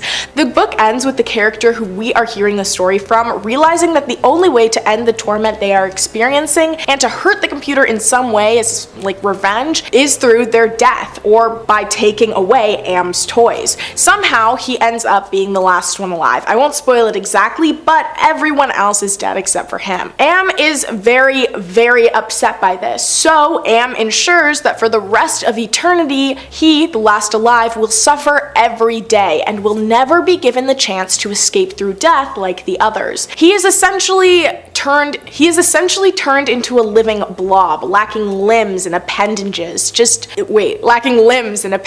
lacking ears and eyes and a mouth. He's just a mass of goo. His eye sockets are described as being filled with a white fog. He is stuck unmoving for the rest of his eternal life, which of course brings us to the final line of the book and the title, I have no mouth and I must scream. So yeah, this is an incredibly disturbing book. Cursed, I guess you could say. I would definitely recommend giving the story a read. It is short, but the impact it will have on you is nothing less than long-lasting and permanent. Number 2, The Lottery. I first read this book a couple of months ago in July. It was an English camp retreat that I read it at, which I won't get too much into, but let's just say I did not enjoy that too much. I was one of 2 girls in a group of 18 guys, and they were all years younger than me, and most of them weren't funny and mansplained everything to me, which is my worst nightmare, and it was painful. But actually, from the teachers, it was a very educational experience, and I learned a lot, and one of the things I learned about was this story, The Lottery. It is a short story written by the famous Shirley Jackson, and it definitely makes you think. Upon first read, it definitely gives off Hunger Games vibes, and I'm sorry I said vibes, but there is no other way to explain it. Same vibes. It is a very surprising read. I think you'll be surprised by the ending, but upon rereading it, you kind of realize how brutally obvious every piece of foreshadowing was. But upon the first read, you're left with an uneasy feeling. You do not expect what's to come, especially up until the 3rd page. You really don't realize how uneasy everyone is in the story. You hear about a tradition that other towns are considering canceling. You hear about these very young people going around in groups of friends and picking up pebbles that are being collected in piles after being released from school. You hear casual conversation being exchanged through neighbors. You don't hear the underlying unease that is being sown throughout the crowd of people. Someone goes up to the front of the crowd and next to a dinky yet looming box, they begin to explain that they will be drawing names, like every year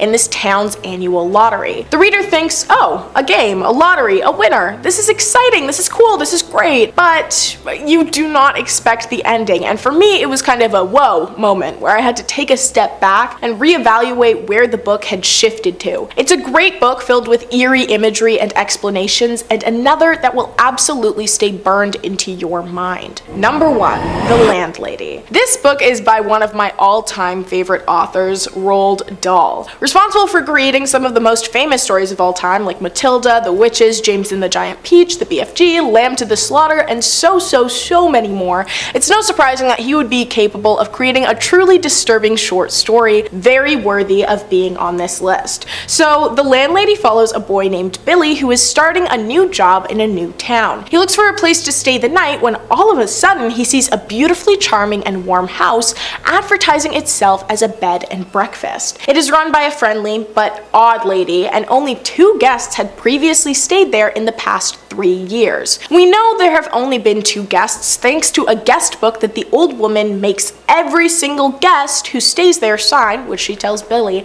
and when Billy is signing it, he recognizes the 2 names, which are the only ones on it, but he can't remember where he recognizes them from, though he feels like they were both famous for the same thing, like they were in a newspaper or something for the same thing. I won't spoil anything because uncovering the truth yourself is far more exciting. Throughout the book, you feel an uneasy sense of dread, discomfort, discomfort and frustration as the naive main character innocently believes everything he is being told and does not seem to comprehend the idea that he could be in danger. It is an extremely captivating book, and I find the descriptions to be very, very lively. The dialogue is eerie and sets the tone of the story masterfully. This book leaves you with a sinking feeling like no other. If you are looking for a read that will stay in your mind every time you check into a small B&B, which, you know, it's not very common anymore, this is definitely the book for you. Number 5, The Yellow Wallpaper. Okay, The Yellow Wallpaper. I first read this book when I was in 5th grade, and I do know that it is a lot of required reading for a lot of people. Like, you'd read it in 9th or 10th grade. So you may be thinking now, oh my god, V, why would you put this on the list? It's not cursed, we can all read it. It's a weird book. And it's a good book, a really flipping good book. And I know that we have a lot of videos on this channel of books that are cursed that you cannot read and that you will never get the chance to read. So I wanted to create a video about books that are going to mess up your head and twist your psychology into a complete knot. But if a complete mind twist doesn't interest you and you would prefer hearing about the more supernatural aspects of Top 5 Scary, just search books on our channel's search bar and you will get a plethora of videos to choose from. Today, I really want to talk about things that we can all relate to. But if you are interested in some reading that will mess your mind up and leave you scared and thinking for the rest of your life, definitely stick around because we are about to get into some really cool and twisted reading. So number 4,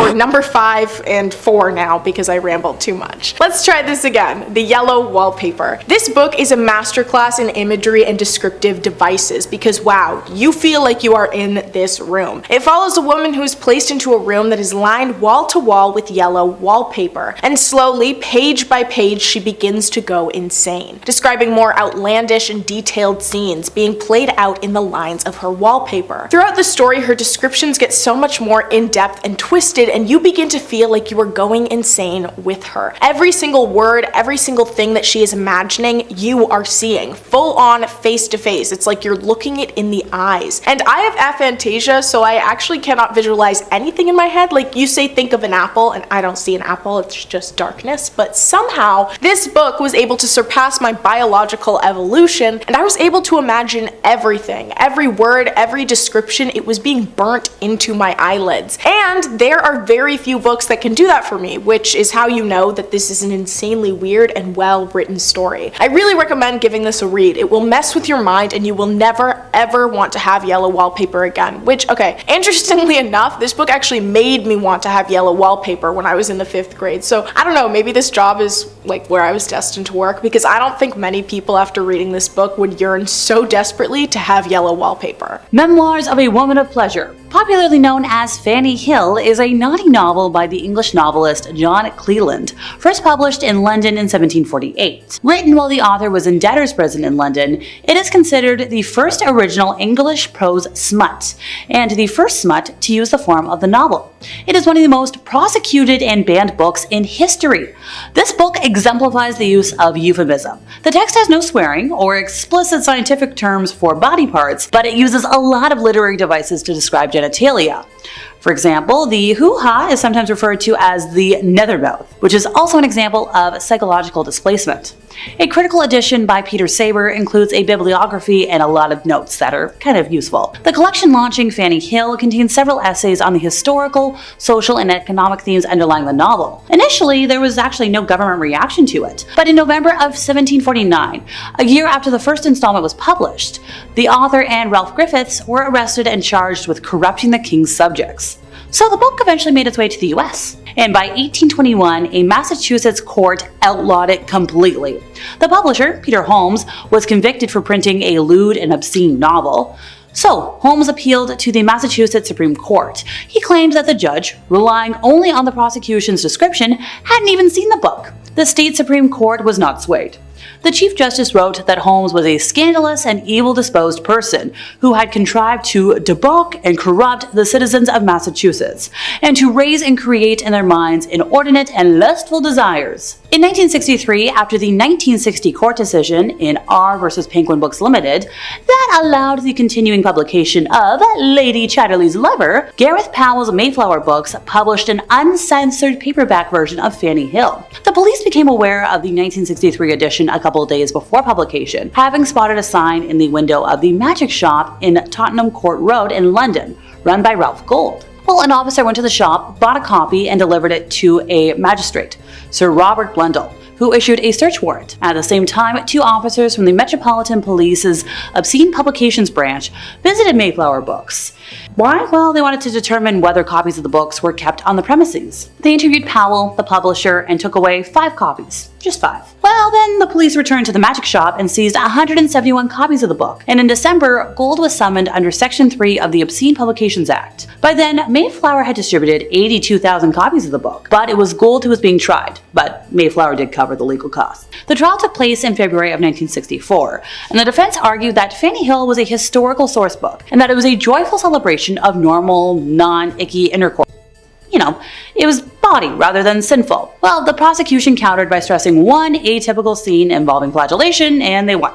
Written in Bastille during the French Revolution, the 120 Days of Sodom is a heck of a book. So the author was actually interrupted when the prison was stormed by insurgents and never finished the story. But it remains amongst the most notorious works of literature throughout history, featuring a lot of depraved stuff, red fluid-soaked naughty group parties, torment and under the age of consent, batty icky things, and a lot more that I can't say because the internet's a fun place. Described as very naughty, its plot revolves around the activities of 4 wealthy libertine men seeking out the ultimate way of gratifying themselves through group parties, sealing themselves away in an inaccessible castle in the heart of the Black Forest in Germany with 4 madams and a harem of 36 victims. The madams relate stories of their most memorable clients, whose crimes and punishments inspire the libertines to likewise and increasingly harm their victims to their eventual deaths. Now, this novel was actually never completed. Its first chapter was written according to Sade's written plan, but the subsequent chapters are in the form of rough drafts and notes, often consisting of graphic descriptions of the novel scenes. So this book was first published in Germany in 1904 and then banned across Europe for much of the 20th century. A 1975 film adaptation was also banned in several countries. South Korea has banned the book twice this century, and now it can only be sold there if you're like 19 or up. And finally for today, Mein Kampf is a book that should really only exist in a museum so that we don't turn into a case of those who ignore history are doomed to repeat it. This is an autobiography of Germany's infamous, actually Austrian-born dictator. Its title means My Struggle, because, yeah, okie dokie dude. It's been described as like, hey everybody, give this man, a big round of applause for his perseverance, his sheer determination, because hard work makes dreams come true. The book, released in 2 volumes, is in reality the evil dictator's case for all the bad things he did. He outlines exactly how he came to be, who he was, before putting forth his views and describing his vision for the future of Germany. Interestingly enough, Germany actually held the copyright over it until 2016, and until then, printing and distributing this book was banned. But now that it's in the public domain, the ban's been lifted. There was actually a new edition released a little while back, but still, when you think about who wrote it, I'm not saying it should be completely erased from history, but maybe it should just be kept in a museum. Be scary enough on its own, but time to elaborate, I suppose. These manuscripts were believed to be written in the early 1900s, as their first library appearance was around the 1920s. These books originated when a Wiccan high priestess called Persephone Adrasta Irene recorded her family's spiritual history of being an American witch of Swedish and English ancestry. These manuscripts record Persephone's witchy history that she reworked all through her adult life, incorporating her mother's grimoire into them as well. The first book contains around 250 pages of spells, incantations, curses, and enchantments, as well as corresponding information on gems, planets, rites, potions, and even exorcisms. The second book includes around 150 to 200 pages of alchemy and chemistry recipes, cures, perfumes and balms, nerve tonics, and even hairspray recipes. I could use that. The first book is believed to carry the curse heavier than its counterpart, as Persephone's spells are believed in Wiccan culture to contain more power than most other records due to the embodiment of herself within them. Originally, the books belonged to Alice Montserrat, the wife of Israel Regardie, who moved to the UK in the 1920s to work with famous occult writer Aleister Crowley. If you know, you know. Later on, they both went on to work with the Golden Dawn Order and printed their works and publications as occultism raised into the modern world. Though Montserrat did little reporting on the cursed lore over these books, she did make notes as to why she and others within the order believed the curse carried some serious weight. She made a note to an inscription warning all those who read it, saying, "To those not of the craft, the reading of this book is forbidden. Proceed no further, or justice will exact a swift and terrible retribution, and you will surely suffer at the hand of the craft." This was written not only in English, but into other languages as well to ensure the reader be heavily warned to keep away. To this day, copies of the Untitled Grimoires can be bought from M. Benjamin Catt's Fine Books and Rare Manuscripts in Toronto. They still come with a high warning for all non-believers within Wiccan or pagan beliefs to shy away from them because of the cursed lore within and surrounding their pages. As tempting as it might be to acquire a copy, since that is a place I could technically travel to, I don't want to risk fate. My life is crazy enough. Trust me. Number 4, the Grand Grimoire. Yep, it's a black magic grimoire, and for reference, because I don't think I elaborated last time, a grimoire is a textbook of magic. You know, it typically includes instructions on how to create magical objects like talismans and amulets, how to perform magical spells, charms, and divination, and how to summon or invoke supernatural entities such as angels, spirits, deities, and demons. In many cases, the books themselves are believed to be imbued with magical powers. Although in many cultures, other sacred texts that are not grimoires, such as the Bible, have been believed to have supernatural powers intrinsically. The only contents found in a grimoire would be information on spells, rituals, the preparations of magical tools, and lists of ingredients and their magical counterparts. In this manner, while all books of magic could be thought of as grimoires, not all magical books should be thought of as grimoires. Different editions date the specific one to 1521, 22, or 1421, but it was probably written during the early 19th century. Some experts suggest that 1702 is when the first edition may have been created as a Bibliothèque Bleue version, similar to a chapter book, since that version was published in 1750. The introductory chapter was authored by Antonio Veneziana del Rabina, who gathered his information from original writings of King Solomon. Much of the material of this grimoire derives from the Key of Solomon and Lesser Key of Solomon, which are grimoires attributed to, you guessed it, King Solomon. Known as Le Dragon Rouge or the Red Dragon, this book contains instructions on how to summon Lucifer, or Lucifer Focal, for the purpose of forming a deal with the devil. The 19th century French occultist Eliphas Lévy, author of Dogmes et Rituels de la Haute Magie, claimed the contemporary edition of Le Dragon Rouge was a counterfeit of a true older Grand Grimoire. And I love petty historical spats. The overall work is divided into 2 books. The first book contains instructions for summoning a demon and for the construction of tools with which to force the demon to do one's bidding. Now the second book is divided further into 2 parts. The Sanctum Regnum et Secret de l'Art Magie du Grand Grimoire. The Sanctum Regnum contains instructions for making a pact with the demon, allowing one to command the spirit without the tools required by Book 1, but at a greater risk. Secrets contain simple spells and rituals one can employ after having performed the ritual of the first book. Some editions contain a short text between these 2 parts, known as Le Secret Magique ou Le Grand Art de Pouvoir Parler aux Morts, or in English, The Magic Secret or the Grand Art of Being Able to Speak with the Dead, which deals with necromancy.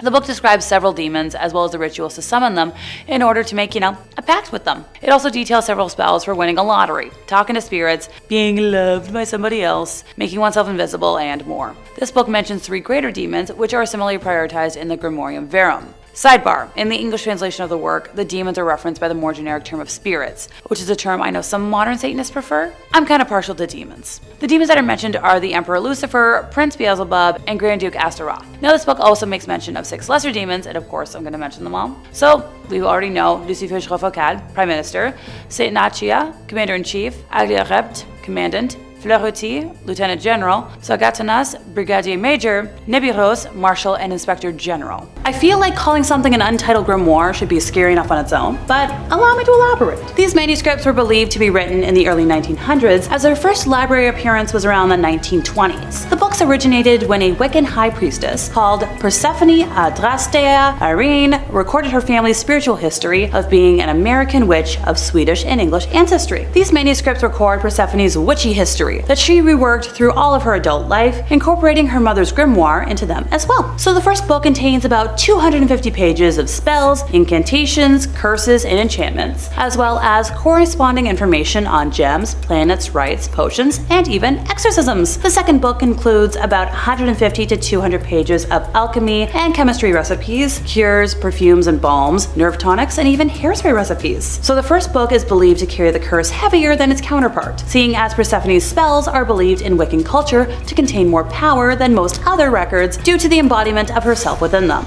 Originally, the books belonged to Alice Montserrat, who moved to the UK in the 1920s to work with famed occultist Aleister Crowley. Later on, they both went on to work with the Golden Dawn Order and printed their works and publications as as occultism raised into the modern world. So even though Alice did little reporting on the cursed lore over these books, she did make notes as to why she and others within the order believed the curse carried some serious weight. She wrote an inscription warning all those who read it, saying, "To those not of the craft, the reading of this book is forbidden. Proceed no further, or justice will exact a swift and terrible retribution, and you will surely suffer at the hand of the craft." Now this was written not only in English, but other languages as well, because they were like, we really want to warn people, stay away. The Grand Grimoire is a black magic grimoire, and different editions date this specific one to maybe 1521, 1522, 1421, but it was probably written during the early 19th century. Some experts suggest that maybe 1702 was when the first edition may have been created, and a Bibliothèque Bleue version, similar to a chapter book of the text, might have been published in 1750. I know, that's a lot of dates, I'm sorry. The introductory chapter was authored by Antonia Venetia del Rabina, who gathered his information from the original writings of King Solomon. So a lot of the material of this grimoire derives from the Key of Solomon and Lesser Key of Solomon, which are grimoires attributed to, you guessed it, the king. Also known as Le Dragon Rouge or the Red Dragon, this book contains instructions on how to summon Lucifer or Lucifer Focal for the purpose of forming a deal with the devil. So the 19th century French occultist Eliphas Lévy, author of Dogmes et Rituels de la Haute Magie, claimed the contemporary edition of Le Dragon Rouge was a counterfeit of a true older Grand Grimoire. So the overall work divided into two books. Book number 1, it has instructions for summoning a demon, and for the construction of tools with which to force the demon to do one's bidding. Book number 2 is divided further into two parts. The Sanctum Regnum and Secrets de l'Art Magique du Grand Grimoire. The Sanctum Regnum contains instructions for making a pact with the demon, allowing one to command the spirit without tools that were required by Book 1, but at a greater risk. Secrets contain simple spells and rituals that you can employ after having performed the ritual of book number 1. Some editions contain a short text between the two parts, known as Le Secret Magique ou Le Grand Art de Pouvoir Parler aux Morts, or in English, the magic secret or the grand art of being able to speak with the dead, which deals with necromancy. The book describes several demons as well as the rituals to summon them. Just all this to make that pact with them. It also details several spells for winning a lottery, talking to spirits, being loved, making oneself invisible, and so forth and so on. This book mentions 3 greater demons, which are similarly prioritized in the Grimorium Verum, and sidebar, in the English translation of the work, the demons are referenced by the more generic term of spirits, which is a term I know a lot of modern Satanists prefer. And finally for today, the Munich Manual of Demonic Magic,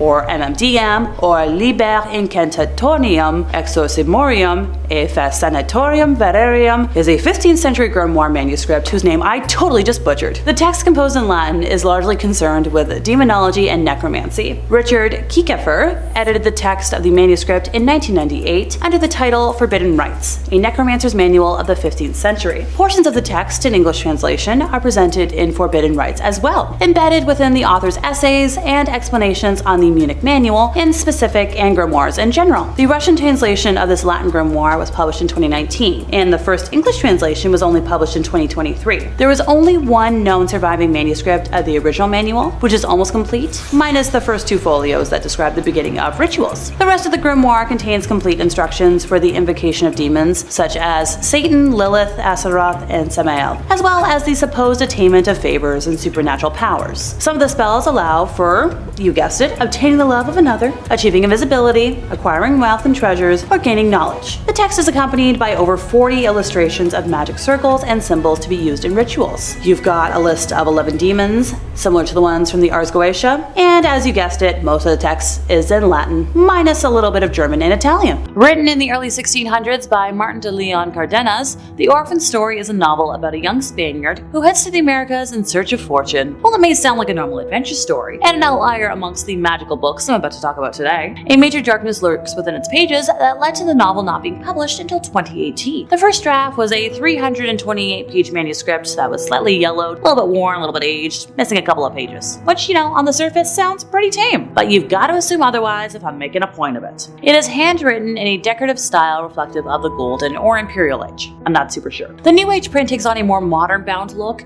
featuring artwork artwork from the original manuscript on the front, yet a rather plain book front past that. Belinda Peliassos, a previous scholar who edited the book for 2 years, says that she was warned by multiple people about this manuscript. It was first set to appear in 1621 under the pen name of Andres de Leon, but never made it to the press due to the presidential atmosphere at the time in Sicily. And if you know, you know. The manuscript then sat in the Hispanic Society of America until 1965 when Belinda rediscovered it. She learned about the many attempts to publish the story, giving rise to rumors that malevolent energy lurked among the pages, causing the people who worked on it to pass. And in an interview, she commented on the reported deaths, saying one was from a strange disease, another in a car accident, and something else for the other. Belinda had also heard from other professors she was working with to publish the book, one who specialized in colonial letters from the Andean regions in Mexico, who was named Raquel Chang Rodriguez. Raquel's letters describe how Antonio Rodriguez Manino and William C. Bryant both died before finishing their editions of the book, and that's why the manuscript is believed to be cursed or bewitched. They told her that the book was cursed, and the reason it had taken them so long to publish that was, well, if you work on it, you're gonna die. In some sort of weird, mysterious way. Did the powers that be not want the ancient script out in the world? Note to self, don't go within 10 feet of the book. Not worth it. Here's an obvious inclusion into our list today, the Necronomicon. Look, I should get brownie points somewhere for holding out for a year before talking about this gem. Inspired by an H.P. Lovecraft story, this book was published in the 70s by an anonymous author, only identified by the pen name Simon, believed to actually be Peter Lavenda, but can't prove that. The first editions, of which I'm not kidding, only 666 copies were released, were bound in leather, but later on it would be published in paperback, becoming an immediate bestseller. In this version's prologue, Simon claims that this is no fictional book, but a translation of a Greek manuscript containing the Necronomicon. The introduction to the book, which is about 80 pages of the 263, is the only part that Simon claims to have written. It relates how Simon and his associates were introduced to a Greek translation of the Necronomicon, I love saying that word, by a mysterious monk. Simon claims that after experimenting with the text, they verified that the work is a genuine collection of magical rituals that predates most known religions, and warns that anyone attempting to use this might unleash dangerous forces. In addition to an introduction, the book uses a frame story titled The Testimony of the Mad Arab. The testimony is in 2 parts, forming a prologue and an epilogue to the core. The author describes himself as, you guessed it, Mad Arab. I'll just call it Mad. The prologue explains how Mad first came to discover the dark secrets that he's recording, accidentally witnessing an arcane ritual performed by a cult that worships Tiamat, in which both the demons Cthulhu and Humwawa are conjured. In the epilogue, Mad is haunted by premonitions of his gruesome death. He realizes that the horrors of the Necronomicon are enraged and seek revenge upon him for revealing their existence to the world. He is unable to sign his work and thus remains nameless. This version mixes pseudo-Sumerian mythology with Lovecraft's universe, and it includes rituals that supposedly allow the reader to summon the gods and demons of these myths. It has also been linked to the Satanic Church, as it kind of alludes to Aleister Crowley's teachings, and if you know anything about that name, you'll understand why that's a name to be worried about being associated with anything. Number 5, the Grimoire of Pope Honorius. Now, this 17th century grimoire attributed to Pope Honorius III is said to contain a collection of magical rituals and incantations. However, this book is believed to be cursed by the devil, and those who dare to read its pages will be forever changed. One story actually tells of a young priest who, after reading the Grimoire of Pope Honorius, became obsessed with the occult, eventually even losing his faith and soul to the devil. The Grimoire of Pope Honorius has caused a lot of controversy, particularly among Catholic scholars and theologians. Now, the text attribution has been disputed, with some arguing that the text is a forgery or a hoax. Now, despite these theories, the text has been studied and used by numerous occultists and magicians, including Aleister Crowley as well. Number 6, the Book of the Secret of Secrets. This ancient text, attributed to the medieval alchemist Raza, is said to contain the secrets of alchemy and the occult. However, this book is believed by some to be cursed by the devil, and those who attempt to follow its instructions will be met with disaster and tragedy. Now, the Book of the Secret of Secrets has been the subject of a lot of criticism and controversy, particularly among scholars who have questioned, the authenticity and historical accuracy. Some have even argued that the text is a forgery or just actually a compilation of earlier sources. Number 7, the Key of Solomon. This ancient grimoire attributed to King Solomon is said to contain a collection of magical seals and incantations. However, this book is believed to be cursed by the devil, and those who use its power will be met with terrible consequences. There are 2 main versions of the Key of Solomon. One, the Clavicula Salomonis, or the Key of Solomon, which is the most well-known and widely used version, and 2, the Lemmigeton, or the Lesser Key of Solomon, which is a shorter and more concise version. In recent years, the Key of Solomon has been reinterpreted and, recontextualized by modern scholars, and some have seen the text as just a source of inspiration for chaos magic and other forms of modern occultism.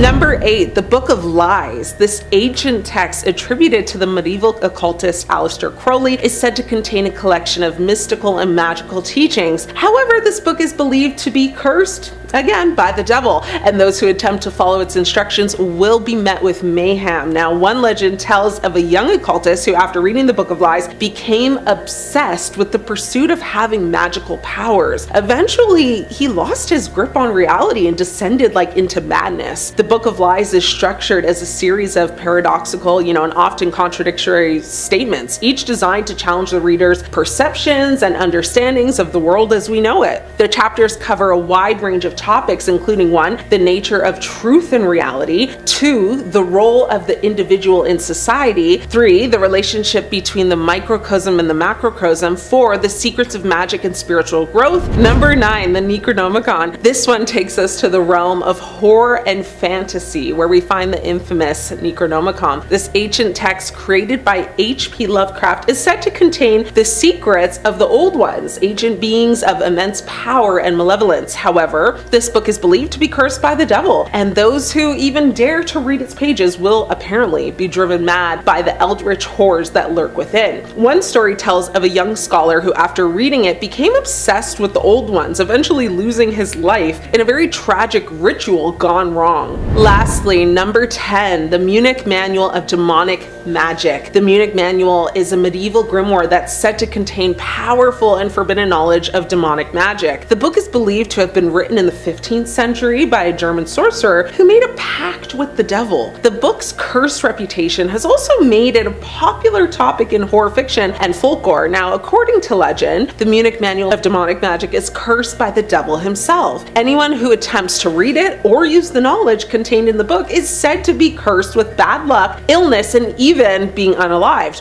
Whether or not you believe in the supernatural, these stories serve as a reminder of the power of knowledge and the dangers of delving too deep into the mysteries of the unknown. Thanks so much for watching. I'm your host Ashley, and until next time, stay scared. I have a question for you. Do you want to start sleeping with the lights on? If so, I got you. The most horrifying found footage that will leave you shaking while I take fear factor to a whole new level. First up, we have the infamous Dibbuk Box. You might have heard of this story before, but for those who haven't, let me fill you in. As the story goes, a Dibbuk Box appeared in 2003 when antique store owner Kevin Mannis bought a vintage wine box from a 103-year-old Holocaust survivor on eBay. After a strange string of unexplained hauntings, reoccurring nightmares, bruises, and smells of ammonia, the box found its way back onto eBay and landed in the hands of a man named Jason Haxton. Now, he too felt the wrath of the box and ended up burying it somewhere in Missouri, but not before pulling it out of the ground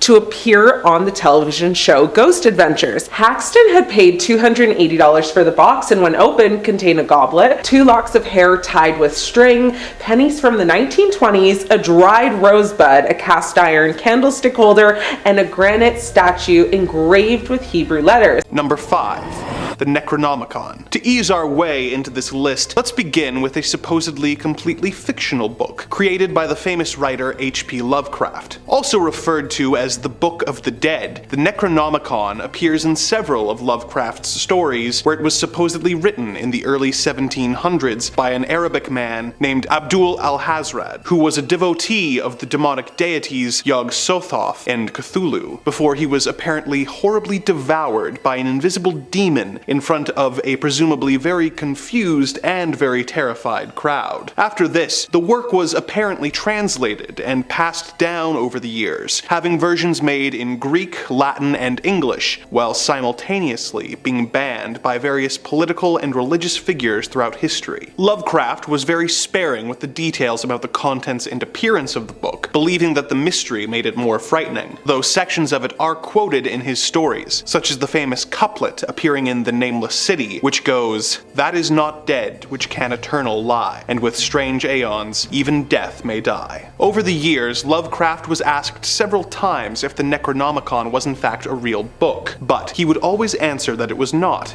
and that the idea came to him in a dream. Of course, a number of paranormal enthusiasts believe that this dream was actually a vision given to Lovecraft by the demonic entities, and over the years, many famous libraries who people believe are hiding copies of the book, such as the Vatican Library, often receive requests from eager readers wanting to know the secrets of life and death, supposedly enclosed within the pages of the Necronomicon. The Book of the Dead appears in many other works of fiction, with Lovecraft's approval, as he believed that different authors using common allusions helped to build a background of evil verisimilitude. Is the Necronomicon a real book, or is it just a piece of fiction that has managed to take on a life of its own? Well, it depends who you ask. Number 4.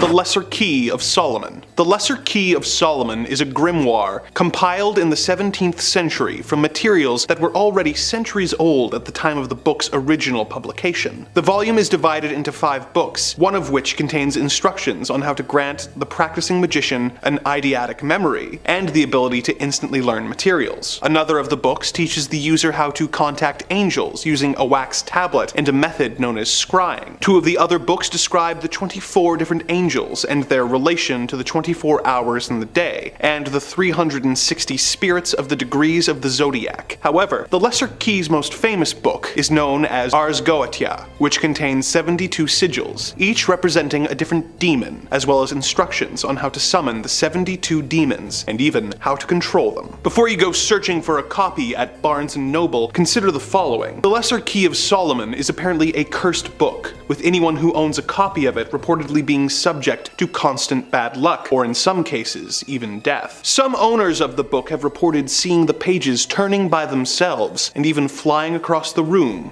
while hearing whispers and seeing dark shadow people. If this warning has reached you too late, and you have already fallen victim to this horrible curse, the good news is that it can apparently be broken by burning all the pages and disposing of the ashes. No one knows for sure who wrote the Lesser Key of Solomon. Some of course believe that it was written by King Solomon himself as a gift for his son, but others believe that it was actually dictated by some of the 72 demons in order to give themselves a means of crossing over to our world. Whoever actually wrote it, I hope that it was done with the purpose of helping us control the dark forces that are knocking on the door of reality, and not the other way around. Number 3. The Book of Soyga. This 16th century treatise on magic, written in Latin, came into the possession of the former advisor of Queen Elizabeth I and famous mathematician, astrologer, alchemist, and occultist John Dee in the year 1580. The book was filled with spells and instructions on how to summon demons, but most curious of all were the several pages which were covered in more than 40,000 letters, all seemingly distributed at random. John Dee spent 2 years trying to crack the code that would allow him to read the book, but could not. In 1582, his colleague and fellow occultist Edward Kelly offered to perform a seance using a special mirror which would allow the Archangel Uriel to speak through him. They performed the ritual, with Dee recording the dialogue between himself and the angel in his spiritual diaries. Dee began the conversation by asking, "Is my Book of Soyga of any excellency?" The angel replied in Latin that the pages of the book were indeed special and were revealed to Adam by the good angels of God in the Garden of Eden. When asked if he could help them translate the tablets of letters which comprised the final 36 pages of the book, the angel responded that only the Archangel Michael had the power to decipher it. Dee would spend several more years failing to decipher the final pages of the book, while concerned at the rumors that the book was cursed and would bring death to anyone who translated it within 2.5 years. The book eventually went missing and was considered lost to history, with the only references to it being in Dee's various diaries. This changed in 1994, when a John Dee scholar searched the British Library. It had been searched many times before, but all the previous searchers had made the mistake of looking for it under the letter S for Soyga, instead of using the book's alternate title described in one of Dee's diaries, Alderia Sive Soyga Vocor. The scholar found 2 copies of the book using this method. In 2006, a mathematician was able to use a computer to analyze the 46,656 letters of the tables and discover the different certain keyword that each coded page used. This also revealed that the spelling errors between the two books proved that they were both actually copies of an even older text of unknown origin. The author of these texts is still unknown, and though the supposed angel said it was dictated to Adam by angels, the idea of angels in the Garden of Eden teaching Adam how to summon demons seems inconsistent with the established biblical lore. Is this supposedly cursed coded grimoire actually authored by some sinister and malevolent force? And what purpose was the book intended to fill? The more we learn about this book, the more mysterious it seems to get. Number 2.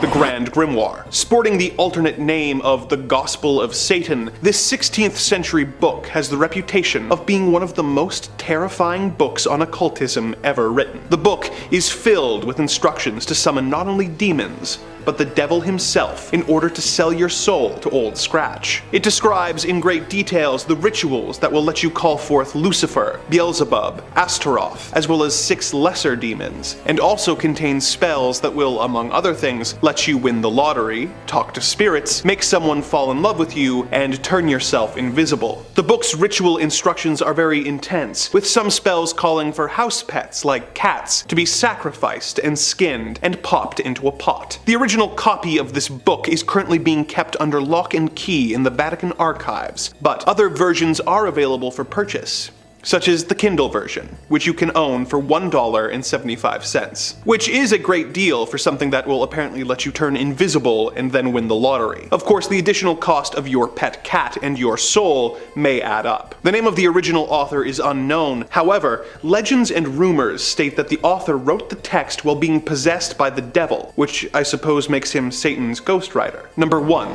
The Voynich Manuscript. The Voynich Manuscript is a coded book that was believed to have been written at some point in the early 15th century. It was discovered in a locked chest in Rome in the year 1912, and deciphering its history and, more importantly, its meaning has been a goal of several different scholars for many years before and since. Its first known owner was believed to be Rudolph II. Rudolph apparently thought that the mysterious book had been written by Roger Bacon, and purchased the book for a huge amount of money, roughly 600 ducats of gold. The first 100% confirmed owner of the text was an alchemist named George Barish, who found the mysterious book in his personal library, unsure of its origin. It was passed from him to a variety of scholars, emperors, and officials, all of whom failed to decipher its bizarre text and illustrations. Several of the world's best cryptographers from the First and Second World War have tried to decipher its 240 pages, and have not found any way to read the book. Some of the pictures include detailed sketches of plants that are not found in nature, and zodiac signs. As you might expect, there are several theories about the purpose and the author of this book, with some believing that it was a herbology text written in a lost shorthand, and others having more outlandish theories that it was created by aliens from another world. One theory is that the book was written by either a demon or the devil himself, and that anyone who manages to translate its contents will unleash a curse upon the world. A theory they believe is bolstered by the fact that several people who have attempted a translation have gone on to suffer several years of bad fortune. Whether the origin of this book is human or demonic in nature, it is still the most mysterious and curiosity-inducing book in human history.